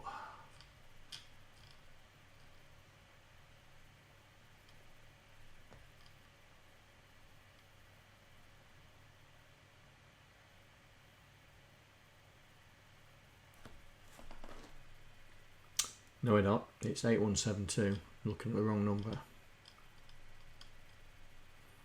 Here we go.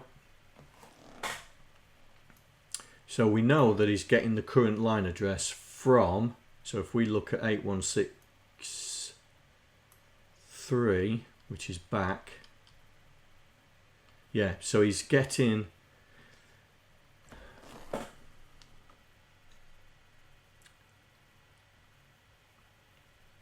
he's getting the row from location 3 and the column is in location 2, Y, but we don't use Y until we get to here. So he's getting the location and he's taking that character that we stored, which currently is 37, and he stores it on the screen, and then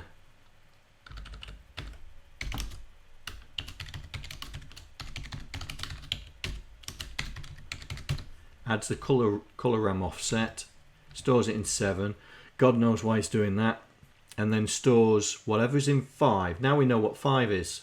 Right, 5 is the colour. Where are we? We're up here somewhere, aren't we? Right, that's the colour.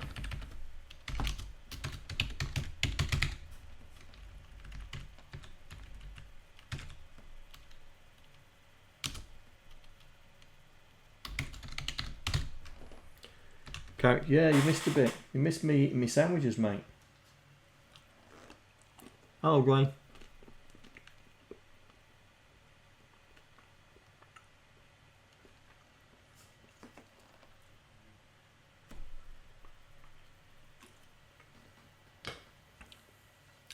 Yeah, I'm still eating my tea. It's still here.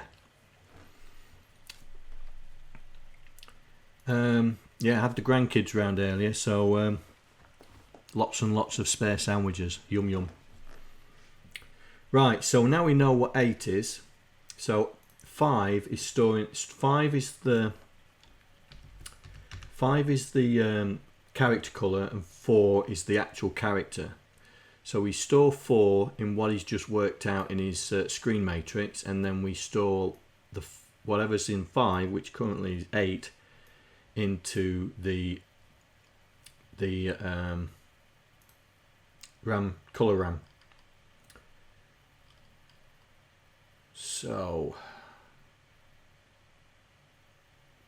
we're here. So this is where we've got. This is where we went to 72C4, isn't it? No, 712. Yeah, it's this, isn't it? 8172. So we copied it, so we get the line. So we need to name this. We need to name this. So this is what should we call this? This is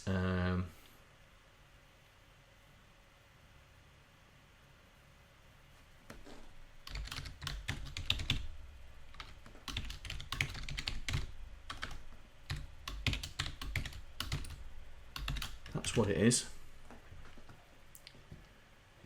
So we can call that now from here.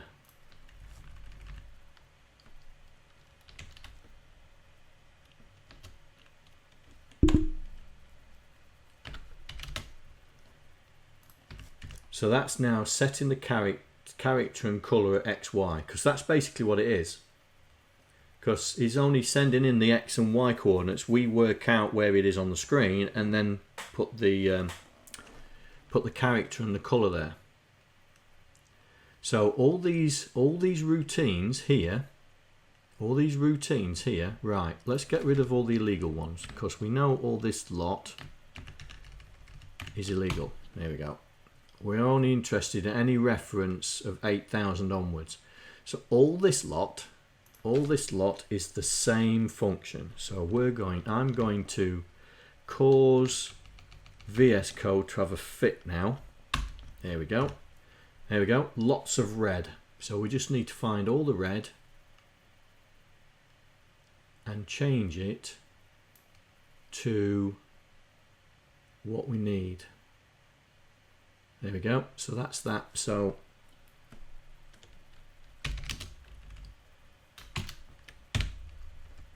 that's that one.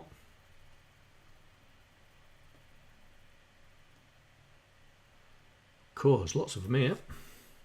Good old Jeff. But now we know what this function is. It makes it a bit easier to understand what he's trying to do in these locations.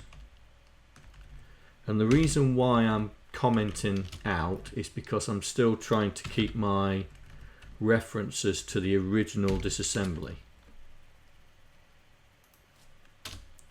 So just in case if I do a major cock up, then we are fine. So that's that lot. We've got some more here. Sure, there's an easy way of doing this. No, I can't be bothered. Let's just do this.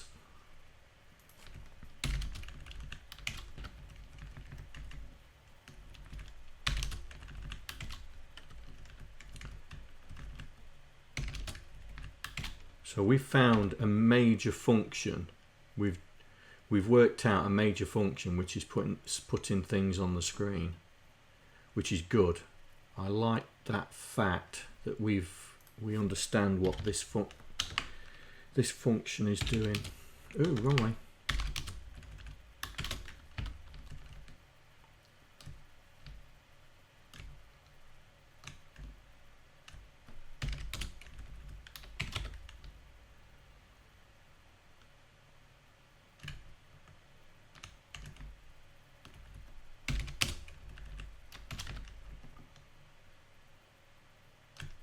Starting to disassemble the mind of the minter. Scary thought.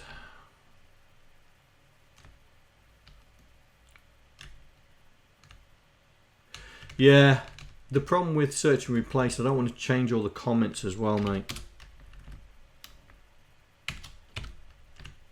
I don't know how to differentiate between a comment and not a comment.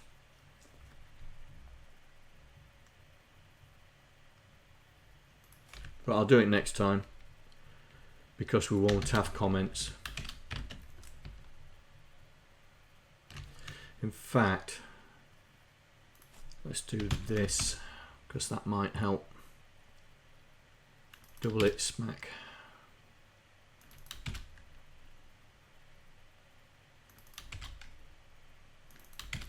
That's better.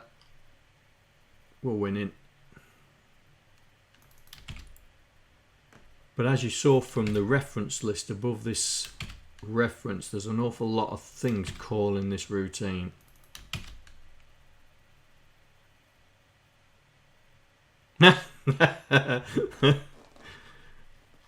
Yeah, I thought about it and then I thought, oh, I've got all these comments in now. I don't want to do it because it'll wreck them.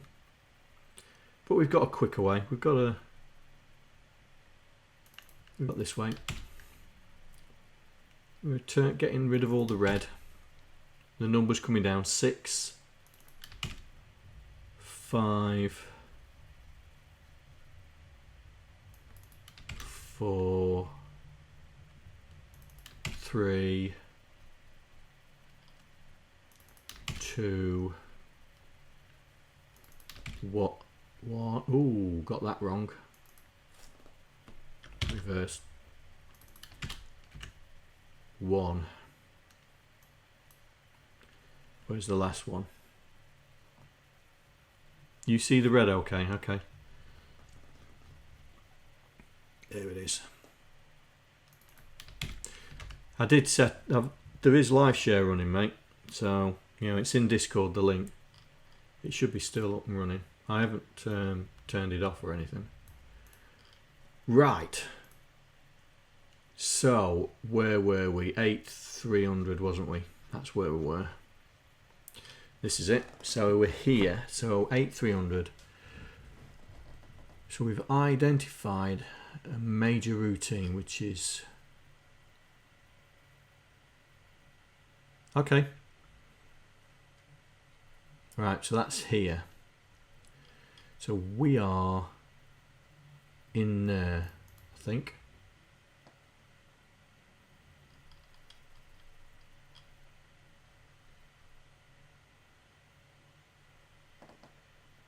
Yes, this is where we last looked for, wasn't it? That's it here. So it's doing that, and then we're setting the XY. So we need to figure out what this is doing. 91, so you set 91, 8191. That is going.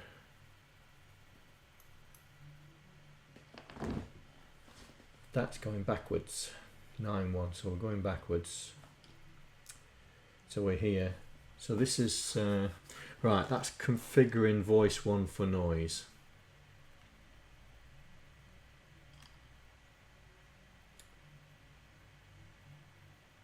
Oh, voice 1 and voice 2 for noise.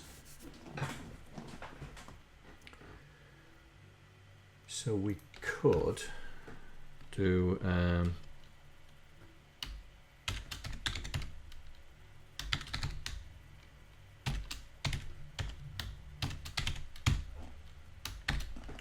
so that's setting up noise for voice 1 and voice 2. So if we do that, we should be able to rem this lot out and do those 4. There we go. There's the reds. Let's go find them, which are there. Noise. In fact, we'll call it set noise. And where's the other one? There it is.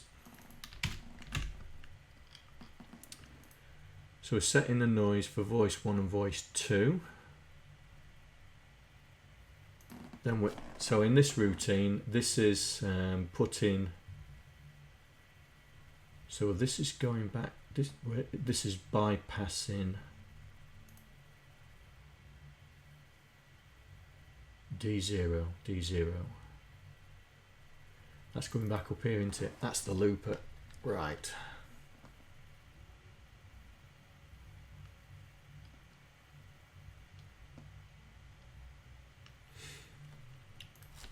So this is the column.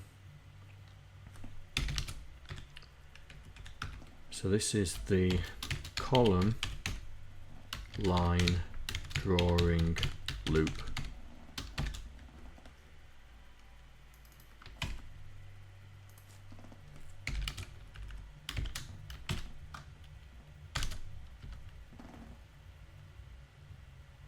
Go on, my missus having a field day downstairs.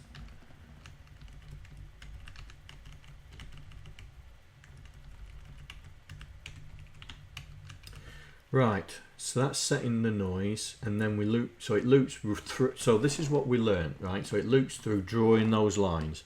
So he's increasing 9, which is the row counter. In fact, we've got that the wrong way round. We said the row was the row counter, but in fact, 9 is the row counter.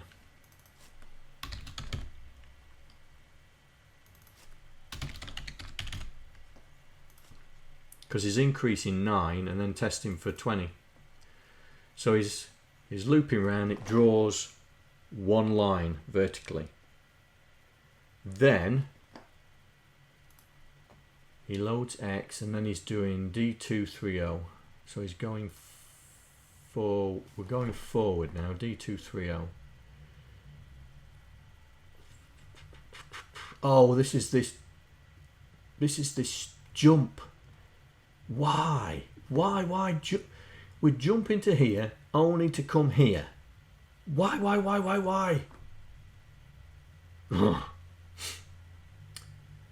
Right, so this one is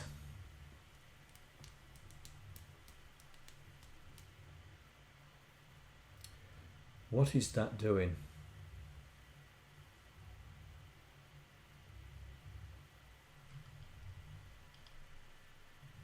We don't touch A anywhere, do we? So yeah.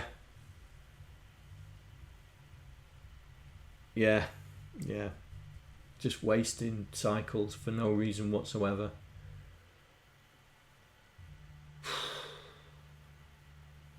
So he's loading 4 into A and then storing it, and then increasing A and then comparing A with 4. So he's loading 4, increasing it, which makes it 5, then it's 4, and he wants to test for 4, but then does branch if not equal to that. Ugh. Which it's not equal to, so that'd be here. So that means he's using this counter as a 256 looper. Must be. So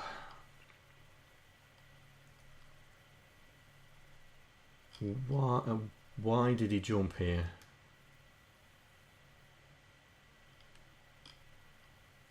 Have I gone too far? No, I'm up here, aren't I? So he's jumped there for a reason, and he's doing it 4 times.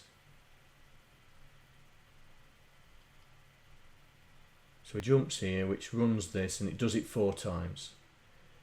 So where's that going? 8, 2, 3, 7. So that's going back here. So it loops back round. So he's doing this loop. Right. Okay. This must be a noise. This must be a sound effect. This must be a sound effect.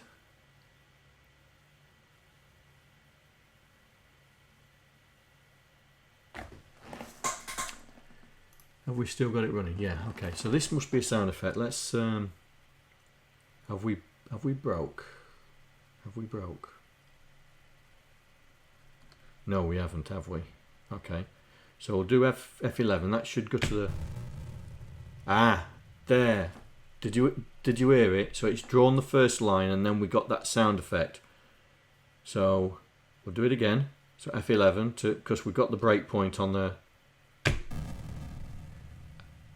so the pitch of the noise is going up. Yeah? Do you hear that?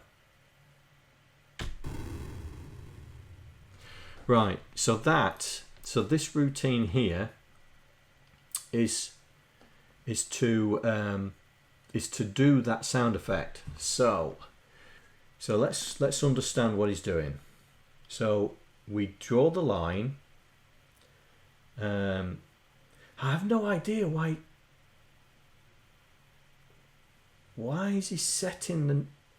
This is what I don't understand. Why is he running this? This could be run outside once the line's been drawn. He's doing that and it's not actually doing anything. Because all it's doing is just setting the SID chip. Look, it's just setting the SID chip. It's not actually doing anything. So what?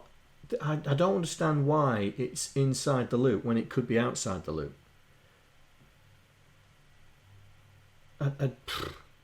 because what's happening is when it's when he's finished, he JSRs to that.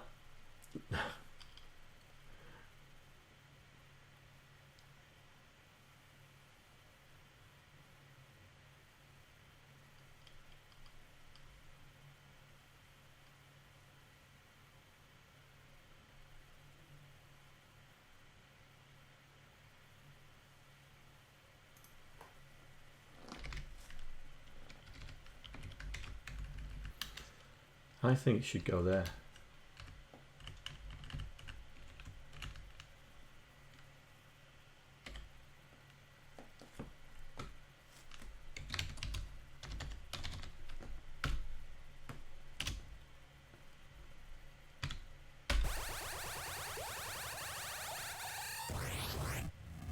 It sounds exactly the same. Why has he put it in the loop? Why on earth did he put it inside the loop? It sounds exactly the same.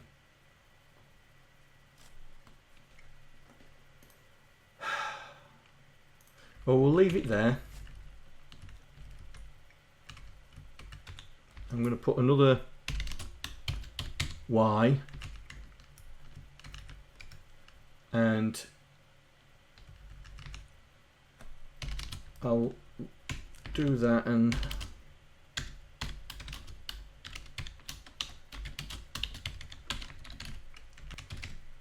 I'll just put that there.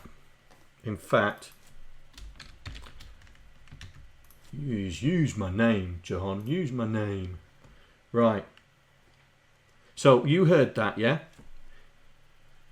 He's setting the sound chip all the time, so he's wasting cycles. How many cycles is he wasting performing, where is it, this task, this lot, all that, every time he's running through the loop? And he doesn't need to, because what he does, the sound effect happens after he's drawn the line, and that's why I put it there, because it's after the effect, and then he does the sound effect. Yeah. So this JSR is jumping to this irrelevant jump, which is then performing the sound effect. So this is performing the sound effect. So what should we call this?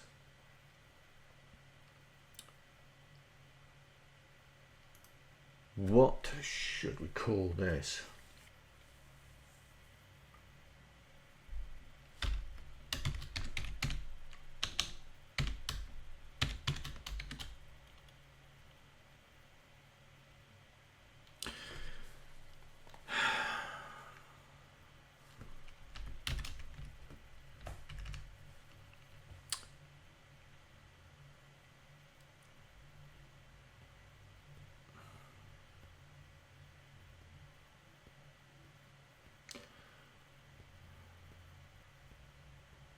I don't know, maybe, but I've always gone back and, you know, when you look at it and you go, what were you talking about? Yeah, maybe, but I would always go back, like Neptune Lander. How many times did I write certain sections of that because I thought, oh, what are you doing here? What on earth are you doing? But you're right, yeah.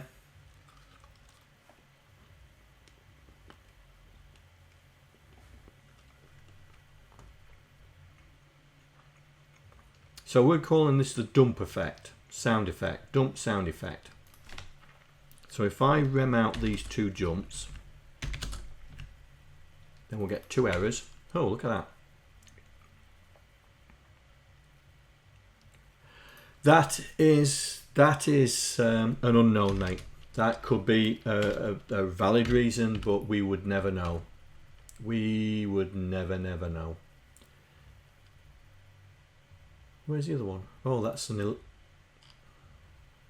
it's an illegal jump. It's an illegal one. So that's the dump effect, JSR dump effect, which I don't think that should be the JSR dump effect.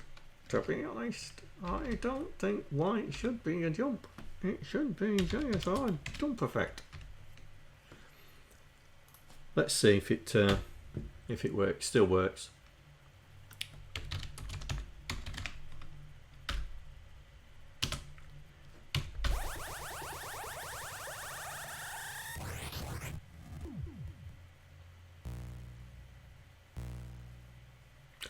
Still works just the same. Oh well, this is part of when we do the reconfiguring. Yeah. So we are going to put that back. I'll leave that there for me.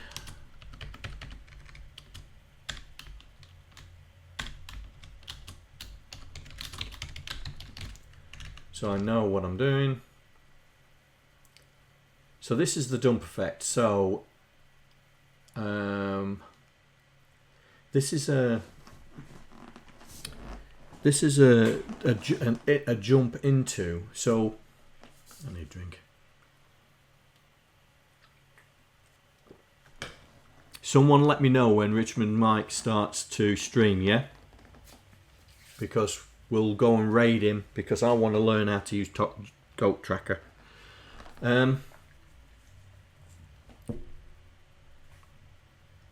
Oh, sorry, mate. I didn't. Sorry, mate. Wasn't sure if you were still there. Right. So this is the dump. This is the dump sound effect, but he's setting these two variables. But it looks like. All right then. So it looks. So he looks like Mr. Minter, Jeff. Okay, mate. Looks like he jumps in to this routine, but maybe with different OA values. So we need to have another one called, let's say, dump effect special. Dump sound effect special. There we go. So we will rem out these two, which then will highlight. Here we go, there's one here.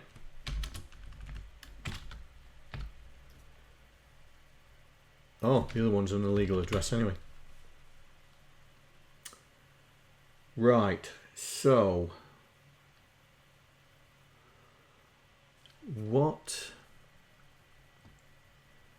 So this, right, okay, so this here is actually performing, so we'll do that. So this is actually doing perform dump FSX.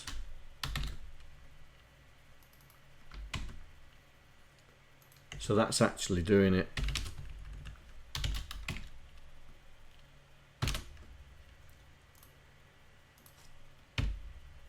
So that's performing the dump effect, and then yeah, we'll go and raid Mike when he's up and running, yeah, because I've got Goat Tracker all set up because I want to learn how to use it. So and I need to get my numbers up because I'm trying to become an affiliate, so hopefully all this thing is doing, and hopefully you guys are enjoying this, you know, trying to understand someone else's code and then making it better.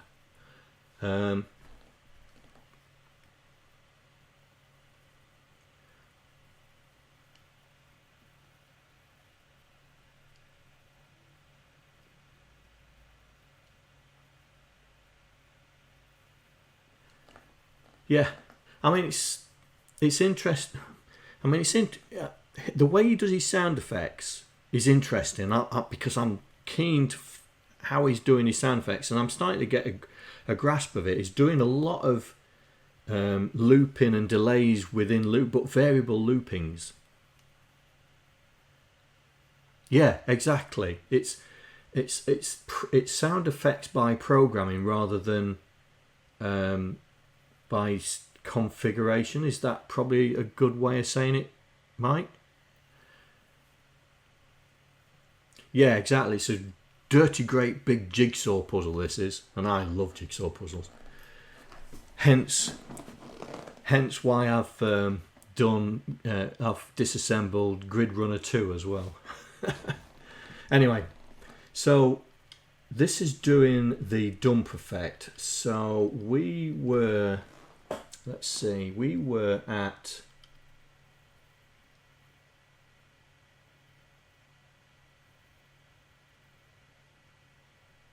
yes, exactly. So we were doing this here. So we was at 8,300, I think. That's where we originally came from.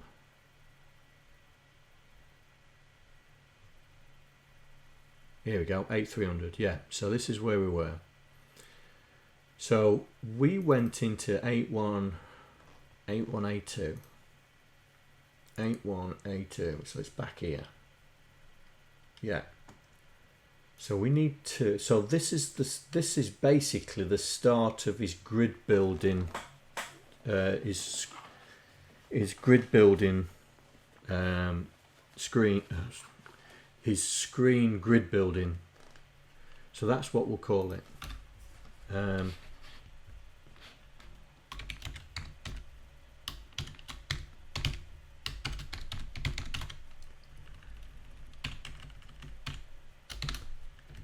So that's what we'll call it. So that's an illegal operation, and so that's the one that we want, which will be this one here.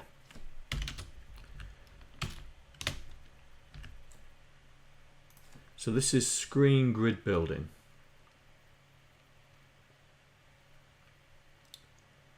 So it's loading in. I need to, so 81A to 81E3, so that's jumping forward. No, that's jumping back here. That's jumping back from there. So this, right, let's understand what this is. This is the column, right, this is the outer loop. This is the column loop. Right, so we know now what this is. So this is the outer column loop.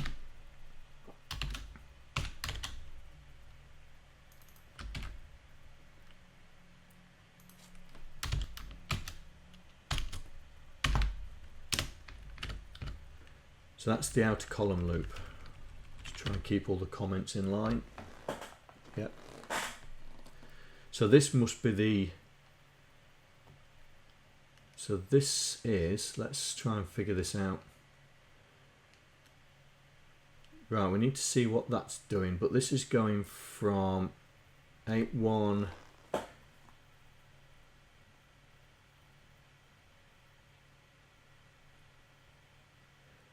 What?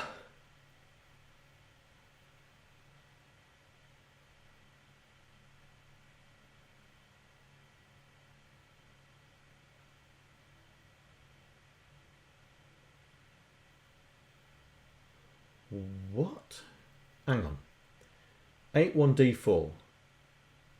4, 5, 6, 7, 8. What? Can you see why I'm going, what? Go on. Can you see why I'm going, what?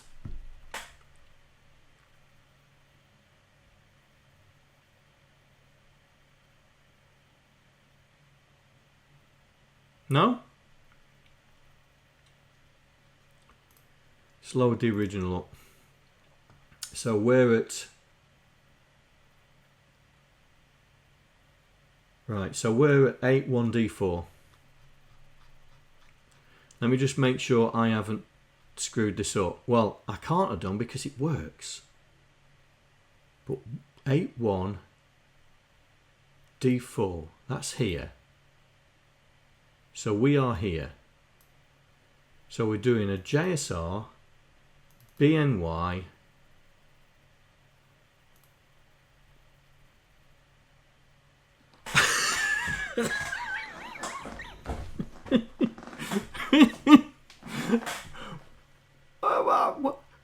what? Gray, look at it. What is it saying?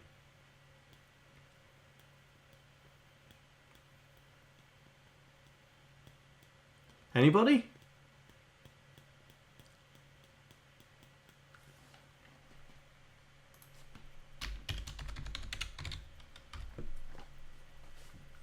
Anybody? Get some points if you get it.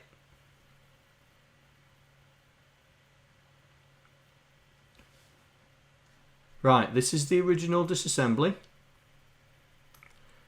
This is the conversion. What am I going what for? Just, do you need a hint?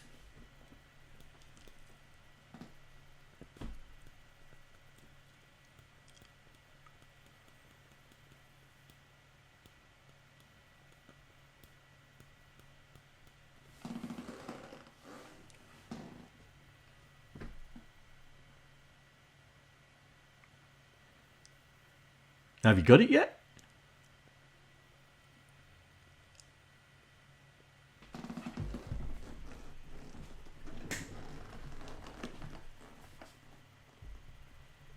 Come on, it's staring you in the face. Please. Do you want me to point it out?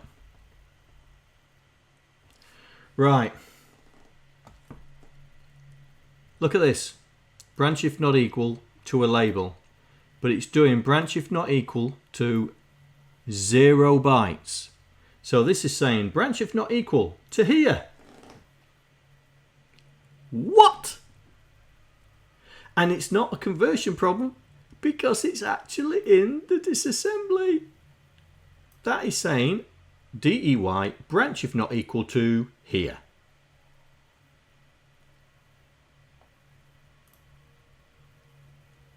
Exactly. What?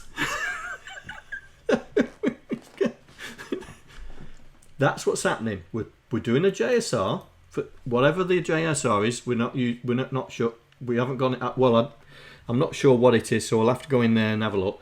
Then he's decreasing Y, and then he's saying branch if not equal. And I was expecting to come back up here, but as it turns out, this, if I highlight it, where's it going?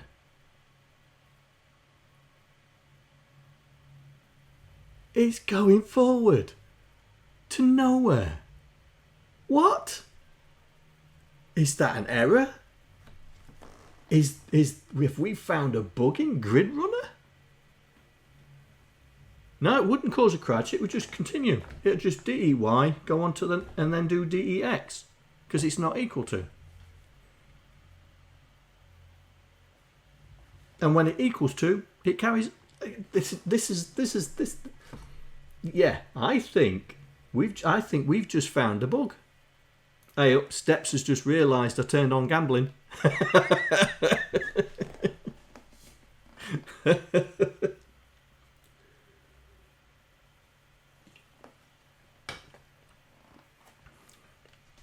So yeah.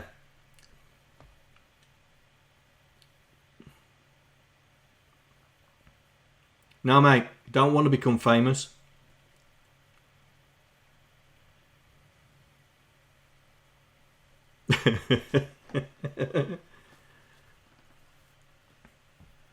Nah, mate, don't want to become famous. I'm famous enough, thanks.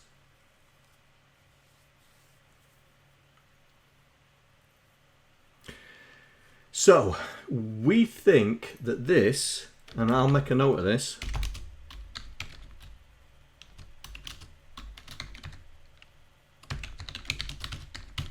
I think that's a potential bug. I think that's meant to go back round.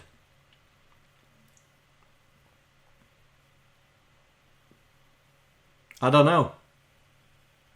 I don't know how you ban people.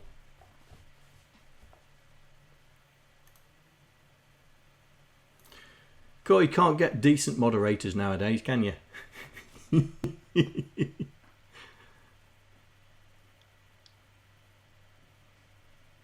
It might self-mow.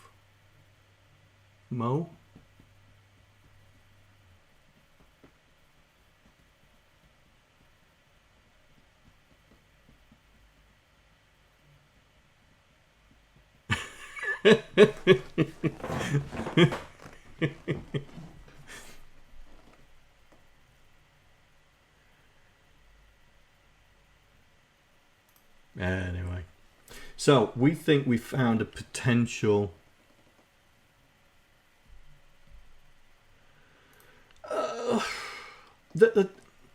the thing is if it was self-modification, we would have a label here, right? The only time we wouldn't get a label there is if it was an indirect self-modification. But you have to remember, right, this was a cartridge game. This was originally a cartridge game. So self-modification code is irrelevant in a cartridge game.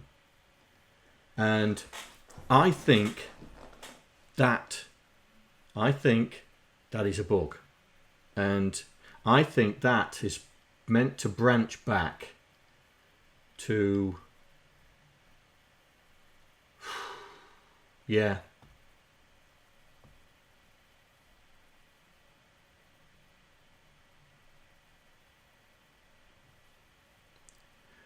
No, because all that's happening is DEY in it, yeah, and then he's saying, is it equal or not equal to 0? If it's not equal, go forward.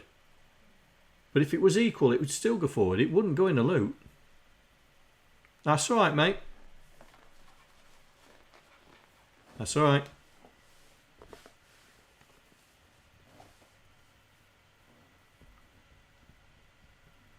Okay, mate. We'll join you just after 9 o'clock. Guys, remind me. So we think there's a potential bug here. So this one here is going back to here. So we need to understand what this is. But so J28230. 8230. Right, let's get rid of that. And come back and see what 8230 is, which is, oh, it's that wonderful address. So he's doing the dump. This is the dump effect. So this is the dump effect. So this is the dump effect looper.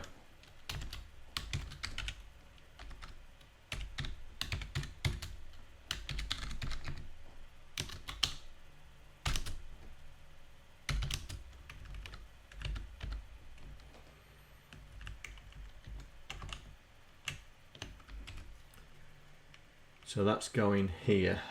So we'll go that.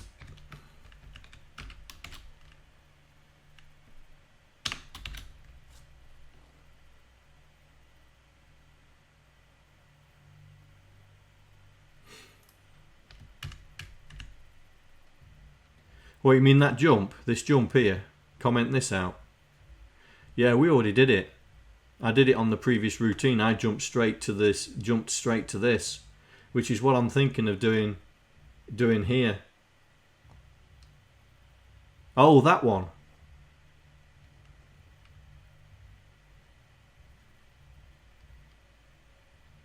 Let's try it.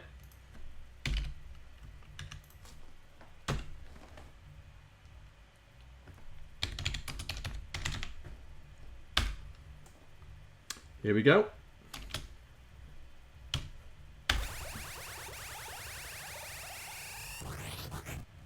It made no difference. It made no difference. It's a bug. I think that I've got a sneaky suspicion that those sound effects are meant to last a little bit longer. I don't know.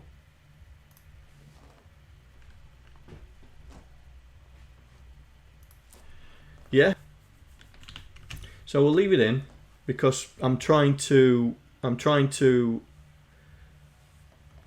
understand his original code. That's why I'm not getting rid of this here. But what we're going to do is we're going to call it the irrelevant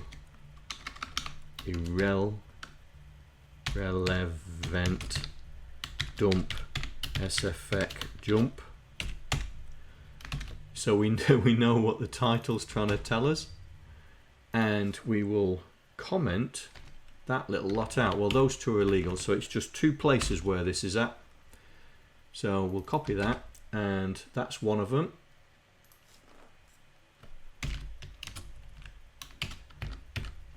And the other one is a little bit higher. There it is. See, I've already put my code in. Look, JOSK edition, because that's where I think it should be going to. So, but we'll leave it in because I want this. This is the original being understood and commented and trying to figure out what's going on, and then we'll correct all the problems that we find. So we're doing the. So this is doing the thing, and then this is the bug. This is doing the inner and outer, and then we start on the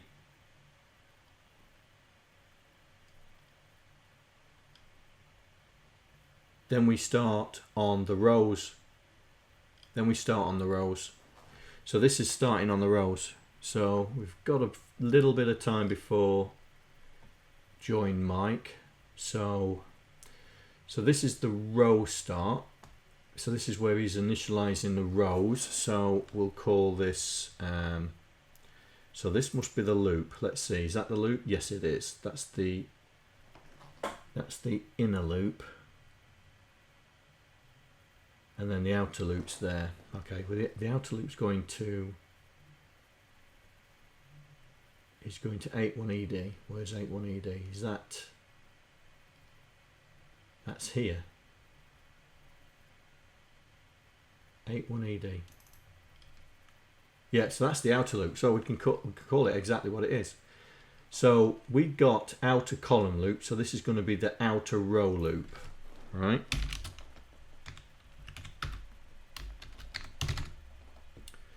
What are you doing?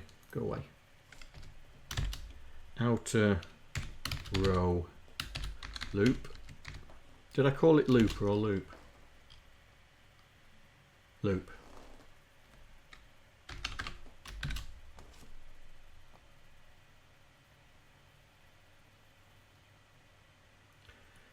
So, well, where the error is now, we will rem that out. Minus. So that's the outer row loop. So this one must be the inner column loop, which it is.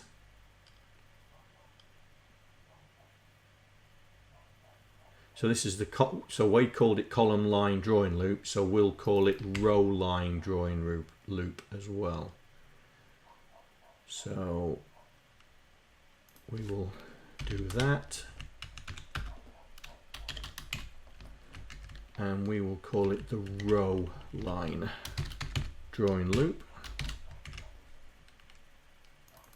which will go there.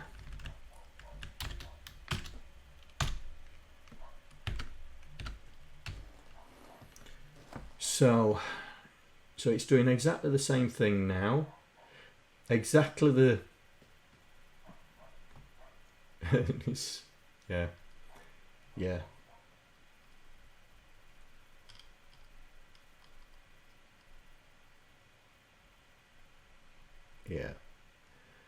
So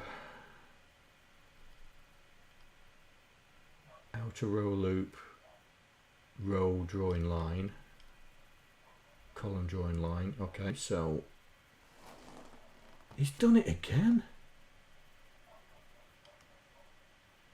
He's done it again.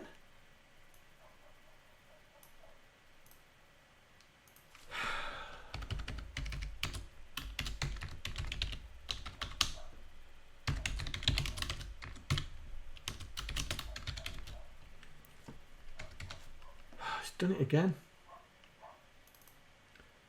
So that's going there. So what did we call that on the other one? Dump FX, dump S, we'll call it the same thing. Yeah, we'll call it the same thing. Ooh.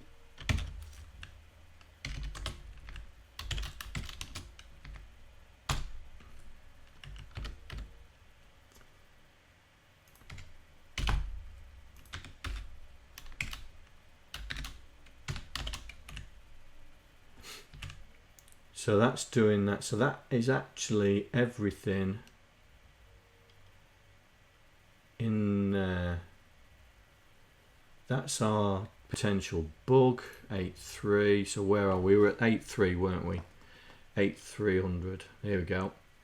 So we're doing this. So this should have documented the screen building phase. So this is the grid building phase. Right, so let's if we F6 this, we should still be working. Go. Yes! So I've got a sneaky suspicion this is the plane, the ship materialization effect. Yeah, 1 minute warning. So what we'll do, we'll leave it there. So I'll put a comment in saying OSK stream got to. And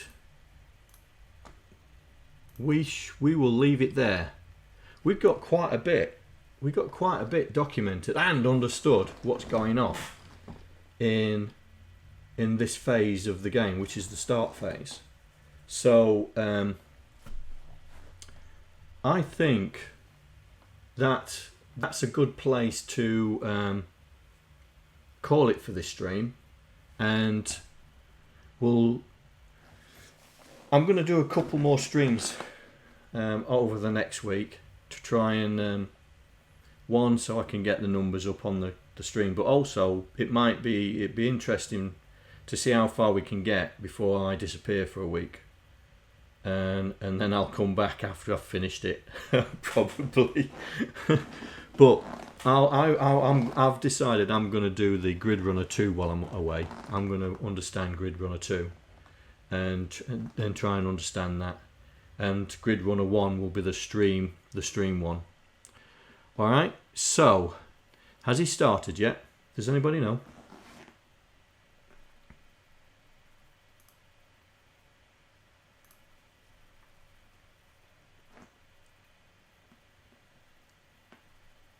He has. Right then. Right, so we're going to raid Mike, and I'm going to see if I can. I'm going to see if I can do it twice, like I did it with Shallan the other night. That was great. But here we go. We're starting the raid. Right, I'll see you with Mike. I'd like to thank all the patrons that are contributing to my channel. Without you guys, I wouldn't be able to do what I'm doing right now. Thank you very much.